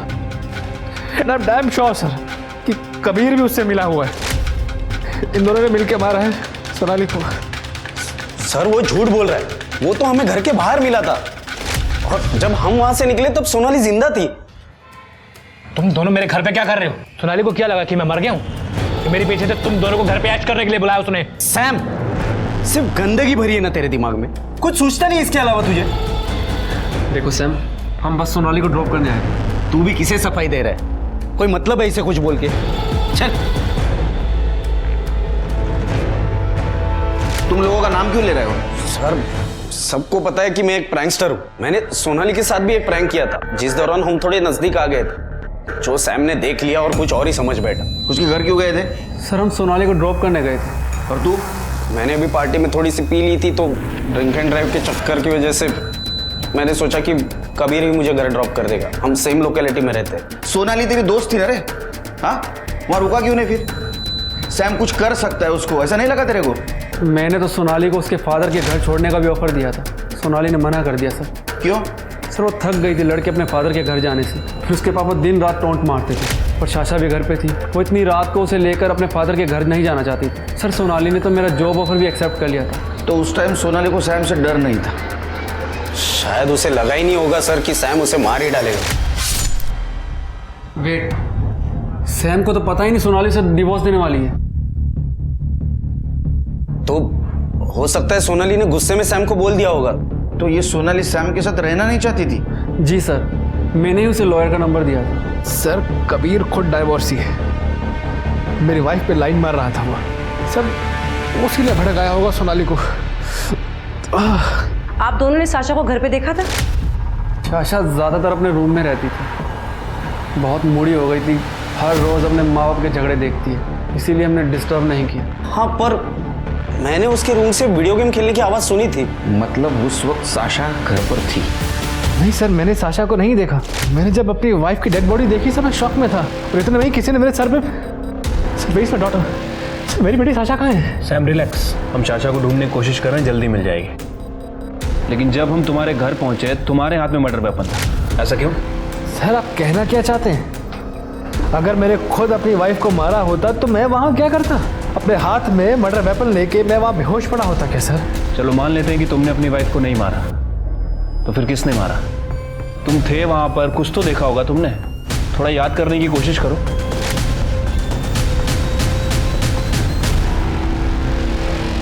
सर कोई था वहां. उसने मेरे हाथ पे आइस पिक रख दिया था. तुमने उसकी शक्ल देखी थी? No sir. सर लेकिन उसके शूज याद हैं. उसने व्हाइट कलर के स्नीकर्स पहने हुए थे. White sneaker with olive green border. Sam को तूने फंसाया ना? नहीं नहीं नहीं सर, सर वो झूठ बोल रहे हैं. वो मुझ पे और सोनाली पे हमेशा शक करता था सर. मैं सोनाली को क्यों मारूंगा सर? ये सब मेरी गलती है सर. मैंने सोनाली से लड़ाई की, उसे परेशान किया. सर सोनाली से झगड़े से पहले ही मुझे उस विकी को चार से मार देना चाहिए था. सर कई बार उसने मेरी वाइफ को मोलेस्ट करने की कोशिश की है. शायद आज रात भी उसने मेरी वाइफ के अकेलेपन का फायदा उठाकर. मैं आपसे कह रहा हूँ सर, विकी ने ही मेरी वाइफ सोनाली को मारा है. हाँ सर, विकी तो कॉलेज के टाइम से ही बदनाम है, पूरा का पूरा प्ले बॉय है वो। कॉलेज में भी सोनाली को ट्रैप करने की कोशिश करता था, पार्टी में भी उसने वही किया। और सर सोनाली को पता था ये सब, उसके बाद भी वो उसके साथ घर गई। लेकिन फिर आपने विकी को पार्टी में इनवाइट क्यों किया? नो सर, मैंने इनवाइट नहीं किया। सर सोनाली ने किया था। सोनाली? अगर वो शादी बचाना चाहती थी तो विकी को इनवाइट क्यों करेगी वो? सर सोनाली तो शादी बचाना ही नहीं चाहती थी, वो तो तंग आ चुकी थी सैम से, उसके चिचोरेपन से, उसके एक्स्ट्रा मैरिटल अफेयर की वजह से। लेकिन नीना और शैली बहुत जिद कर रही थी। सैम ने एक बार माफी मांगी तो उसको एक चांस देने के लिए सोनाली उसके पास वापस गई। जब मैंने फोन किया था पार्टी के बाद तो सोनाली कह रही थी कि मैं सैम को छोड़ रही हूँ हमेशा के लिए। तो उसने कहा था कि वो वापस तुम्हारे घर आ रही है? सर वो मेरे यहाँ नहीं आएगी तो और कहाँ जाएगी? मैंने तो सैम के यहाँ वापस जाने के लिए मना किया था उसको। सर उसके डैड उसे अपने साथ रखना ही नहीं चाहते थे, इसलिए वो मेरी लाइफ में वापस आई, क्योंकि उसके पास कहीं और जाने की जगह नहीं थी।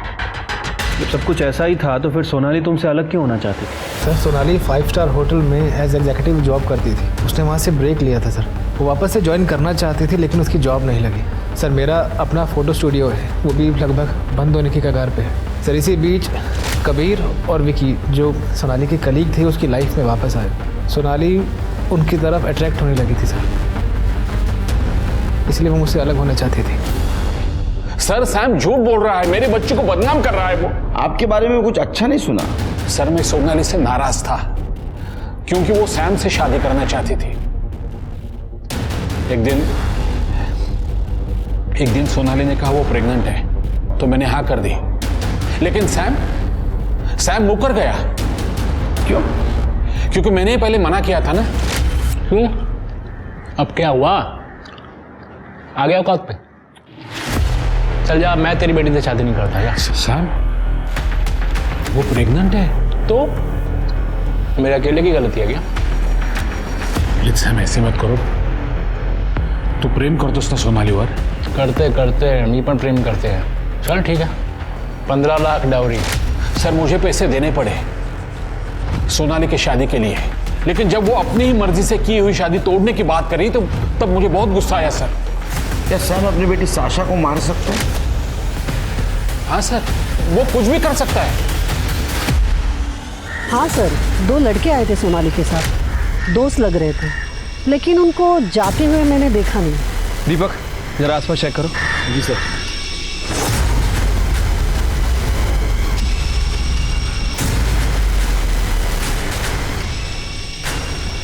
सर क्या हुआ? ये देखिए।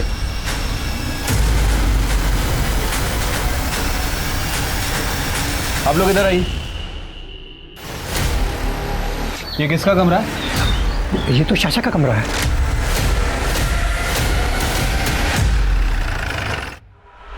पाटिल पूरा कमरा चेक करो। मैम व्हाट्स द मैटर, आप क्या ढूंढ रही हैं? नीना जी आप प्लीज बाहर वेट करिए। ओके।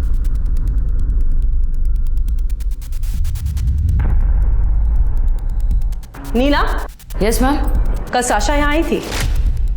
नो नहीं तो फिर ये बैग किसका है? मैम ये बैग साशा का ही है, but I really have no idea. Maybe शायद पिछली बार जब वो यहाँ आई थी छोड़ गई हो। हाँ मैडम, ये बच्ची को देखा मैंने, ये रात में यहाँ आई थी और फिर कुछ देर में भागकर चली गई। बहुत डरी हुई लग रही थी। हाँ इस लड़की को तो मैंने देखा था, ये यहाँ पर आई हुई थी और इसके हाथों में खून भी लगा हुआ था। सर ये आपके हाथ को क्या हुआ? सर वो पार्टी में जो फाइट हुई थी सैम को बचाते हुए चोट लग गई। लेकिन आपके भाई को जब आप हॉस्पिटल लेके गई थी उस वक्त तो नहीं था ये, हमने सीसीटीवी में देखा है। सर वो अब बहाना मत बनाइए, आपके घर के पास वाले मेडिकल स्टोर से हमने पता किया। अब 12:15 बजे ये बैंडेज लेने वहाँ गई थी। ये मार आपको पार्टी के बाद लगा है और बैंडेज आपने खुद ने घर पे किया है। आपके पड़ोसी ने और कॉलोनी के वॉचमैन ने बताया साशा आपके घर आई थी रात को। क्या ऐसा तो नहीं कि साशा को आपने किडनैप किया, सोनाली का मर्डर कर दिया? क्योंकि सोनाली आपके भाई से डिवोर्स लेना चाहती थी। नहीं सर नहीं, मैंने ऐसा कुछ भी नहीं किया सर। वो साशा खुद मेरे पास आई थी। साशा, तुम इतनी रात को यहाँ? अंदर आओ। क्या बात है बीबी, तुम इतनी रात को यहाँ कैसे हो? और सोनाली और सैम कहाँ है? मम्मा को मार दिया। किसने मार दिया? मम्मा बहुत चिल्ला रही थी, रूम में बंद करने का बोल रही थी। I was so angry. तुम इधर आओ, इधर आओ। बेबी तुम क्या बोल रही हो? मेरी कुछ समझ में नहीं आ रहा। मुझे ठीक से बताओ, क्या हुआ? मम्मा फिर से पापा को छोड़ने वाली थी। मैंने उनको मना भी किया तो उन्होंने मुझ पर गुस्सा किया और मैंने आइस पिक लिया और उनको। साशा, बेबी तुम चुप हो जाओ, ठीक है? हम सब ठीक कर देंगे। हम पुलिस को फोन करके सब कुछ बताएंगे। आपको मार के क्यों भागी हो? क्योंकि मैंने उससे कहा था कि वो बच्ची है, उसे सजा नहीं होगी, हमें पुलिस में जाना चाहिए। एंड आई न्यू इट कि आप लोग सबसे पहले सैम को ही अरेस्ट करेंगे। तो आप लोग जानते हैं उसने क्या कहा? हाँ नीना आंटी, आप पुलिस को सब बता दो। पापा को अरेस्ट कर लेंगे तो आई विल बी फ्री। मुझे मम्मा और पापा दोनों गंदे लगते हैं। सर, मैंने तुरंत आप लोगों को कॉल करने की कोशिश की। मैंने उसे सुलाया कमरे में। जैसे ही मैं बाहर आके आप लोगों को कॉल करने लगी तो नीना आंटी, मुझे पता ही था आप भी मम्मी पापा जैसे गंदे ही हो। साशा तुम साशा! सर, मैं तुरंत सैम को कॉल करने ही वाली थी, लेकिन उससे पहले आप लोगों का कॉल आ गया। आपने हमसे पहले क्यों नहीं बोला? सर, वो बच्ची है, उसकी जिंदगी खराब हो जाती सर। साशा ने जो कुछ भी किया, situation was like that sir. Nina ji, एक मर्डर हुआ है। हर क्रिमिनल एक सिचुएशन में मर्डर करता है। आप जज नहीं बन सकती, आप जा सकती हैं। तृप्ति, साशा के फोटो सारे पुलिस स्टेशन में सर्कुलेट कर दो। काफी वायलेंट लड़की है। सर, अगर साशा ने मर्डर किया है तो सैम ने ये क्यों बोला कि उसने व्हाइट कलर के स्नीकर्स देखे थे जिसपे ऑलिव ग्रीन कलर का बॉर्डर था? तो सैम ही बता सकता है। शिरके को कॉल करो, बोला सैम से फिर से बात करें। क्या? साशा? नहीं सर, साशा ये सब नहीं कर सकती है। मिस्टर सैम, आपकी सिस्टर ने हमें सब बात बताई है। पर मैंने विकी के स्नीकर्स देखे थे ना, आपको शायद मैंने बताया था। आपने विक्की और कबीर को अपने घर से बाहर जाते हुए देखा था। हो सकता है कि शायद आपको याद ना हो। सर, शायद अल्कोहल, पेन किलर और ट्रॉमा के चलते मेरी मेमोरी लॉस हो रही। तो इसका मतलब साशा ने मेरे हाथ में आइस पिक रखा था। मेरी अपनी बच्ची। पुलिस इस उधेड़-बुन में थी कि या तो साशा डर के भाग गई या फिर जिसने उसकी मां सोनाली को मारा उसने साशा को किडनैप किया है। लेकिन नीना के बयान ने इस केस को एक अलग ही मोड़ दे दिया था। सोनाली का मर्डर केस अब कोल्ड ब्लडेड मर्डर से फिट ऑफ रेज मर्डर बन गया था और साशा का ढूंढा जाना बहुत ज्यादा जरूरी था, क्योंकि अब वो न सिर्फ खुद के लिए बल्कि वो औरों के लिए भी खतरा हो गई थी। अब वो अपनी माँ के मर्डर में प्राइम सस्पेक्ट बन गई थी। चल आजा। नहीं, अरे चल, तेरे को तेरा नाम नहीं पूछूंगी। चल बैठ ना, तू डर मत। तू पूरी भाजी खाएगी? तू बैठ इधर। हाँ, मैं लाती है। ये ले, खा।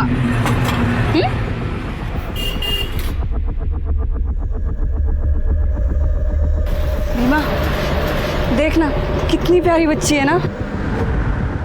ए, हम इसको घर पे लेके जाए क्या? स्मिता, तेरा दिमाग खराब हो गया क्या? और इसके कपड़े देख कितने अच्छे हैं। मेरे को तो अच्छे घर की लगती है। एक किडनैप विडनैप का मामला रहेगा। देख मिता, मेरे को कोई मगजमारी नहीं चाहिए, समझी ना तू? तो घपरे। अरे सर, साशा के कमरे के विंडो के बाहर ये फोटो मिला था। ये तो पूरा क्रश किया है। हाँ सर, और साशा के कमरे में ये ड्राइंग बुक भी मिली थी सर। ये देखिए। ये देख के तो ऐसा लगता है कि साशा के मन में अपने पेरेंट के लिए बहुत गुस्सा था। सर, इसका मतलब ये है कि साशा हमारी प्राइम सस्पेक्ट है? सारे लोग हमारे प्राइम सस्पेक्ट हैं। देखो, साशा ने कबूल किया नीना के सामने कि उसने अपनी माँ को मारा। बहुत बार ऐसा होता है कि अपने सामने जो होता है उसके लिए बच्चे खुद को जिम्मेदार मानते हैं या तो भ्रम में रहते हैं। और ये सैम, इसने विकी के जूते देखे थे, लेकिन उस वक्त वो नशे में था, तो उसके ऊपर कितना भरोसा किया जाए? एक बात तो सच है शेर कि साशा ने या तो अपने माँ को मारा है या तो किसी को माँ को मारते हुए देखा है। हाँ सर, और जैसे उस सैम की हालत थी, उसकी बातों पर 100% बिलीव नहीं कर सकते। अच्छा, जो अपने को मर्डर वेपन मिला, आइस पिक, उसके ऊपर किसके फिंगरप्रिंट है? Sam, Sasha, Sonali. Sir, CDR report. Sir ये सोनाली के कॉल रिकॉर्ड में तो सब क्लियर ही लग रहा है। इसने ज़्यादातर बातें या तो अपने फादर से की हैं या फिर फ्रेंड से या फिर शाशा के स्कूल में। और सर ये सैम के कॉल रिकॉर्ड में इसने ज़्यादातर मॉडल से बातें की हैं। सर ये फैशन फोटोग्राफर है, मॉडल से बातें तो होगी सर। और सर नीना, शैली और सोनाली के फादर सुधाकर, सर इन तीनों के कॉल रिकॉर्ड भी क्लियर ही हैं। हाँ लेकिन ये विक्की ने नील से बहुत बातें की हैं और विक्की ने सोनाली से भी बहुत बातें की हैं सर। लेकिन सर सोनाली ने ना तो आज तक कभी विक्की को मैसेज किया और ना ही कभी फ़ोन किया। पार्टी का इन्विटेशन भी नहीं? नहीं सर। ये सैम फैशन फोटोग्राफर है ना? हाँ सर। पता करो उसका किधर अफेयर चल रहा है। ठीक है सर। और ये सोनाली के फादर, उसकी एलिबाई चेक की? हाँ सर, सोनाली के फादर और सबकी एलिबाई चेक करी, वो सब सच बोल रहे थे। तो अब हमारे सामने 3 सस्पेक्ट है, सैम, विकी और साशा। सर साइबर सेल ने इसका फोन चेक किया था, पार्टी का इनवाइट उसको नील ने भेजा था जो इसने डिलीट कर दिया। मुझे पार्टी के बारे में सोनाली नहीं बताया था सर, वो तो मैं बाद में टाइम भूल गया तो मैंने नील से पार्टी का इनविटेशन ई कार्ड पे वापस मंगा लिया और फिर से डिलीट कर दिया सब। और एक बात बता, सोनाली के कॉल डिटेल्स में तेरा नंबर एक बार भी आउटगोइंग कॉल में नहीं है, ना तो मैसेज। तो टेंशन मत ले, तेरे सारे डिलीटेड मैसेज हमारी साइबर टीम रिकवर कर लेगी। तब तक तो हमारे जेल का आनंद ले। नहीं सर, मुझे जेल में और नहीं रहना। मैं मानता हूँ सर, विकी को पार्टी में मैंने बुलाया था और उससे बोलने के लिए कहा कि सोनाली ने उसको पार्टी में बुलाया। क्यों? सर मैं सैम को नीचे दिखाना चाहता था। वो एक फैशन फोटोग्राफर है, बहुत अच्छी लाइफस्टाइल जीता है, एकदम प्ले बॉय की तरह है। और सर मैं उससे बहुत जलता हूँ। मेरी वाइफ शैली बहुत गर्व करती है उस पर। मैंने सोचा कि विकी और सोनाली को साथ में देखकर वो अपना आपा खो देगा और पार्टी में हंगामा करेगा। ठीक है, इसके एलिबाई चेक करो और उस सैम, उसके क्लाइंट से बात करो।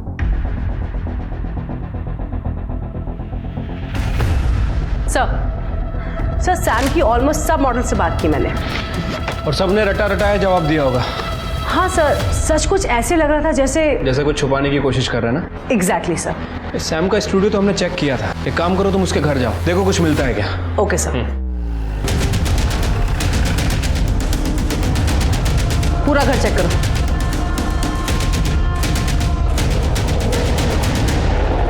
मैडम। सर सैम के घर से एक हार्ड ड्राइव मिली है, उसने छुपा के रखी थी। साइबर टीम को दी है, शाम तक प्रोसेस हो जाएगी। Good, thank you sir.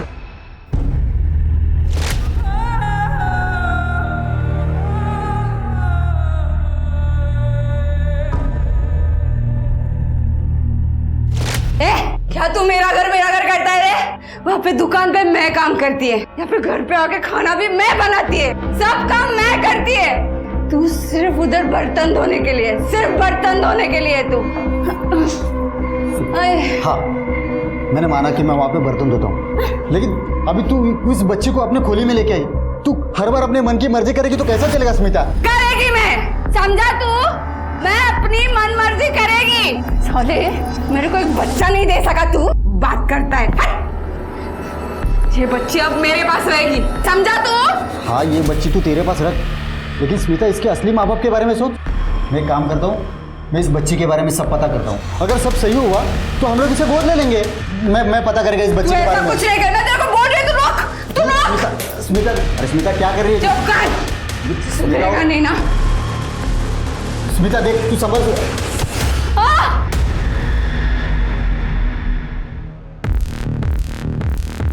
Smita, Smita, रुक।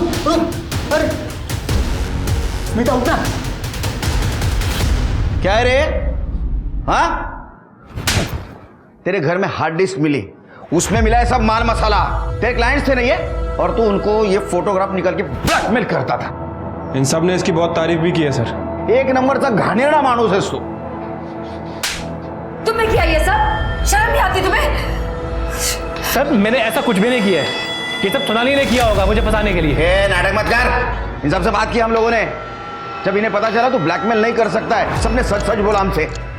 और ये बात सोनाली को पता चल गई, इसलिए तूने सोनाली का मर्डर कर दिया।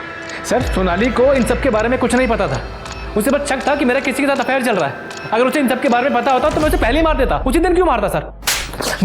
सोनाली वाज राइट, ठीक कह रहे थे तुम उसे। I am so embarrassed sir. Deepak, रुक जाला। सर मैंने नहीं।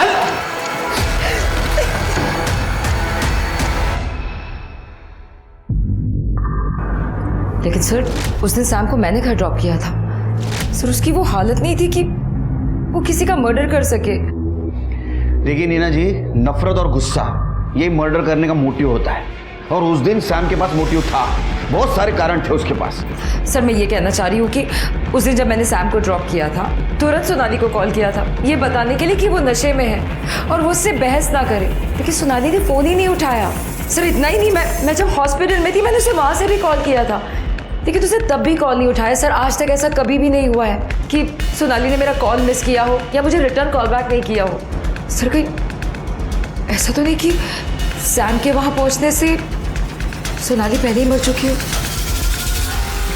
क्या बताऊँ साहब, भलाई का तो जमाना ही नहीं रहा। छोटी सी बच्ची थी, सुंदर सी, अच्छे कपड़े भी पहने थे उसने। सब मुझे तो वो शहर की लड़की लग रही थी।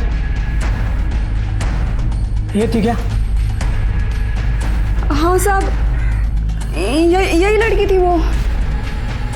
सर सोनाली पिंटो की पीएम रिपोर्ट। सर उसकी मौत बहुत ज़्यादा खून बहने की वजह से हुई है, और उसकी पीठ पे जो घाव था उसकी डेप्थ और जो हमें मर्डर वेपन मिला है आइस पिक उसकी डेप्थ ऑलमोस्ट सेम ही है सर। मतलब हो सकता है कि मर्डर वेपन वही हो। और सर उसकी मौत रात में 11 बजे से 1 बजे के बीच में हुई है। 11 से 1 बजे के बीच, और ये सैम रात 11:30 बजे घर पहुंचा था, वो भी तो मार सकता है। सर वैसे शाशा भी हो सकती है। हमने बहुत सारे सीसीटीवी फुटेज चेक किए हैं सर, उसमें से एक फुटेज में शाशा दिखी है, नीना के घर की तरफ जा रही थी तकरीबन 11:52 पे, और सैम और नीना के घर के बीच ऑलमोस्ट 10 मिनट का ही फासला है। इसका मतलब अपने माँ को साशा मार सकती है। 1 मिनट सर। हेलो, क्या? ठीक है एड्रेस भेजो। हाँ सर, शाशा को पनवेल में देखा गया है, उसने कल रात एक औरत पे हमला भी किया है। क्या सच में ये लड़की किलर है क्या? मलाड से पनवेल कैसे पहुंची? शिरके तृप्ति, इससे पहले किसी और पे अटैक कर उसको ढूंढो।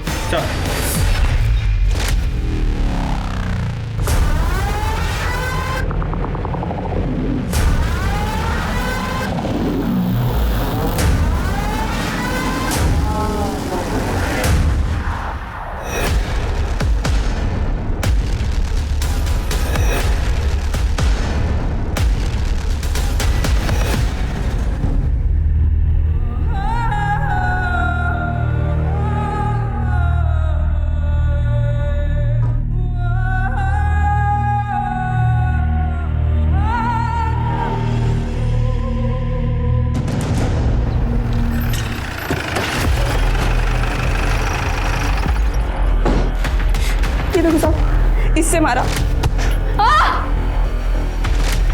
लेकिन उसने मारा क्यों आपको? मालूम नहीं साहब, लेकिन मेरे को वो लड़की थोड़ी सी एड़ी लग रही थी।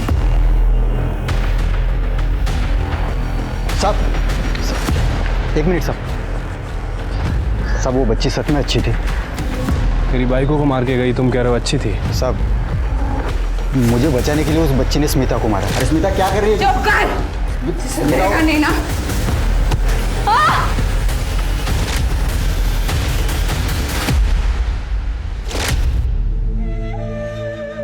ये साशा ऐसे रोते थोड़ी है छोटे बच्चे की तरह। इस बार कम मार्क्स आए, आगे और मेहनत करना। लाइफ में ना आगे बहुत डिफिकल्टीज आएंगी, उनका तुम्हें डट कर सामना करना है बिना डरे, because you are my brave baby.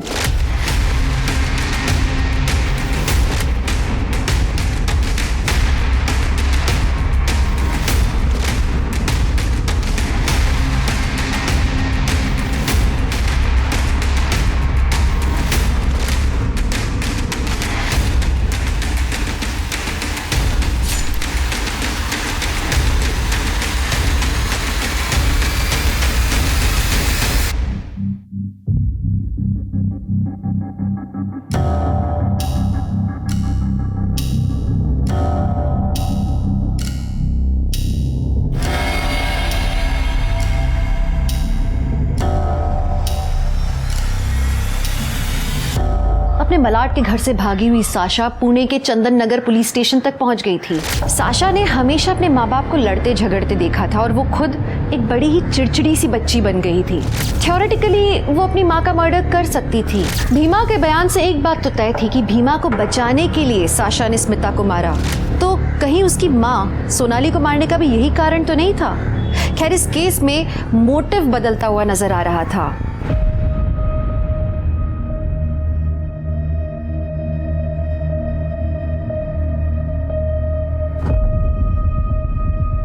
बेटा देखो, डरो मत, तुम्हें यहां कुछ नहीं होने वाला। आपका नाम क्या है? ये देखो बेटा, मेरा नाम आनंद निकम है। बेटा तुम्हारे मम्मी पापा का नाम क्या है? देखो डरो मत, उनका मोबाइल नंबर याद है आपको? स्वाति, बच्चे का मेडिकल करवाओ और चाइल्ड सर्विसेज को कांटेक्ट करो। Okay sir. अच्छा बेटा, यहाँ पे बैठो। मैडम। सर। हाँ सर, बच्ची के साथ रेप हुआ है सर, ब्रूटली, वो भी कई बार। सीमेन मिला है सर, टेस्टिंग के लिए भेज दिया है, पर बच्ची कुछ बोल नहीं रही है। क्या बोलेगी स्वाति? 10-12 साल की रहेगी शायद। और उसके साथ देखो, तुम बच्ची को ज़्यादा सवाल मत करना और वो ऑटो वाले के साथ जाओ और आसपास का एरिया चेक करो, देखो कुछ मिल रहा है क्या। Okay sir. बेटा आपने कुछ खाया नहीं? नहीं सर, ना कुछ खा रही है ना कुछ बोल रही है। देखो मैडम, अभी जैसा है वैसा रहने दो, इससे टाइम लगेगा नॉर्मल चीज़ें करने में। देखो बेटा, तुम्हें ऐसा लग रहा होगा कि सब लोग बुरे हैं, पर देखो बेटा, तुम यहाँ सेफ हो। ओके, मैं तुम्हें कुछ नहीं होने दूंगा।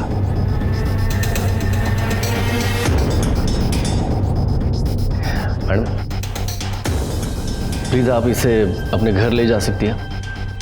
मैं एक कांस्टेबल इसके सेफ्टी के लिए भेज देता हूँ। इसकी हालत ऐसी नहीं कि ये ऑर्फनेज में रहे।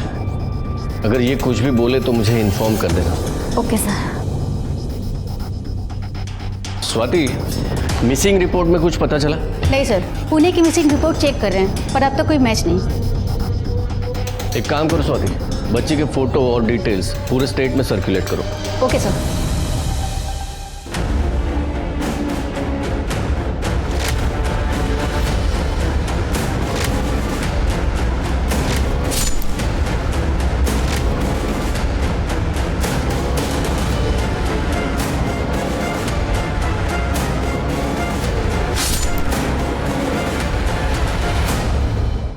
तो उसने स्मिता को सिर्फ इसलिए मारा कि स्मिता अपने पति से झगड़ा कर रही थी? सिर्फ झगड़ा नहीं कर रही थी सर, बल्कि स्मिता ने रॉड से अपने पति को मारने की कोशिश भी की थी। तो इसका मतलब ऐसा होता है कि साशा ने उसको बचाने की कोशिश की? हाँ सर। ऐसा तो नहीं कि ये सोनाली अपने पति सैम को मारना चाहती थी, उस वक्त सैम नशे में था, तो अपने बाप को बचाने के लिए साशा ने अपने माँ को मार दिया? हो सकता है सर। साशा आपको पनवेल में नहीं मिली? नहीं सर। तो गई कहाँ? सर हम 2 दिन से ये पता करने की कोशिश कर रहे थे सर। एक टेम्पो वाला है जो पनवेल से पुणे अप डाउन करता है सर। साशा उसके टेम्पो में छुप के बैठी थी और जब वो पुणे में अपना माल खाली कर रहा था तब उसने साशा को देखा। साशा डर के भाग गई वहाँ से। साशा का फोटो पुणे पुलिस स्टेशन भेजा? हाँ सर। गुड। सर हमने आसपास का पूरा एरिया चेक किया, कुछ लोगों ने उस बच्ची को भागते हुए तो देखा था, लेकिन वो बच्ची कहाँ से आई किसी को कुछ नहीं पता। सर आइए, ये देखिए, बच्ची ने आज ये ड्रॉ किया।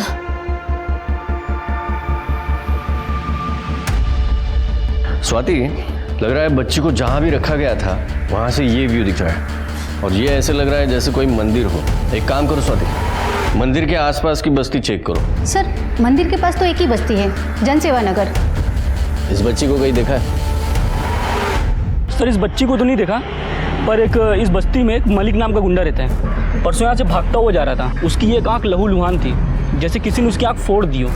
सर उस बच्ची के हाथ में खून भी लगा हुआ था। मलिक का घर पता है? हाँ सर।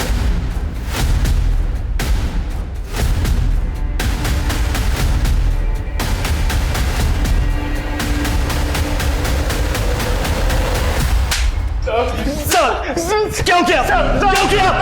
वो 10 साल की बच्ची थी। सिर्फ 10 साल की? शर्म नहीं आई तुझे?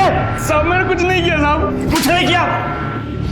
अबे उसके हाथ पे जो खून था ना वो तुझसे मैच हुआ है, तेरा सीमेन मैच हुआ है उससे। शिंदे ये ला रात्र भर मारा।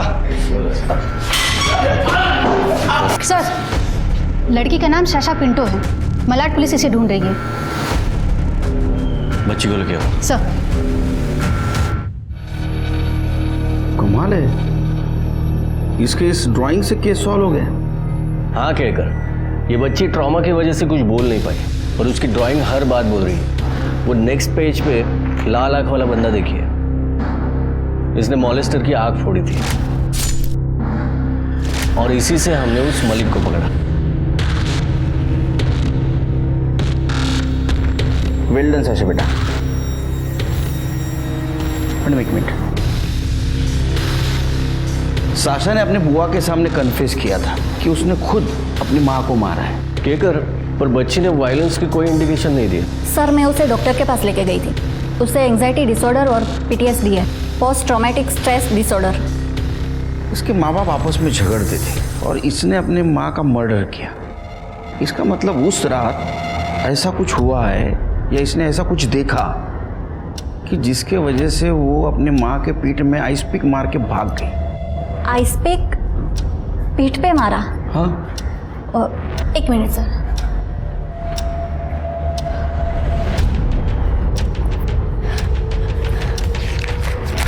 ये देखिए सर, इसने ये ड्राइंग किया था।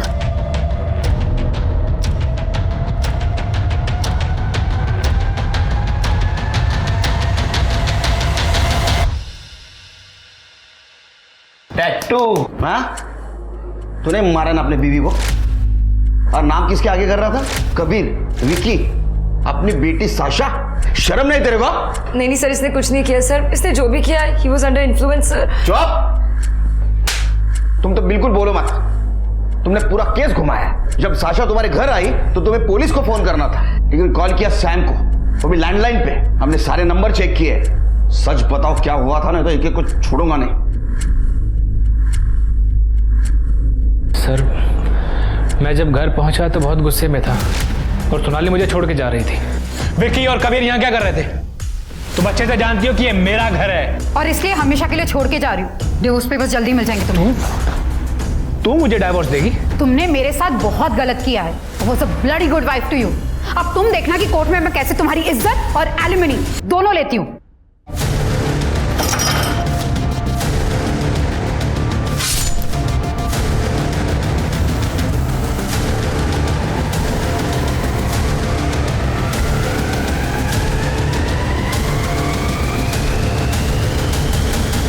सर, साशा जैसी मेरे घर आई, मैंने तुरंत सैम को कॉल किया।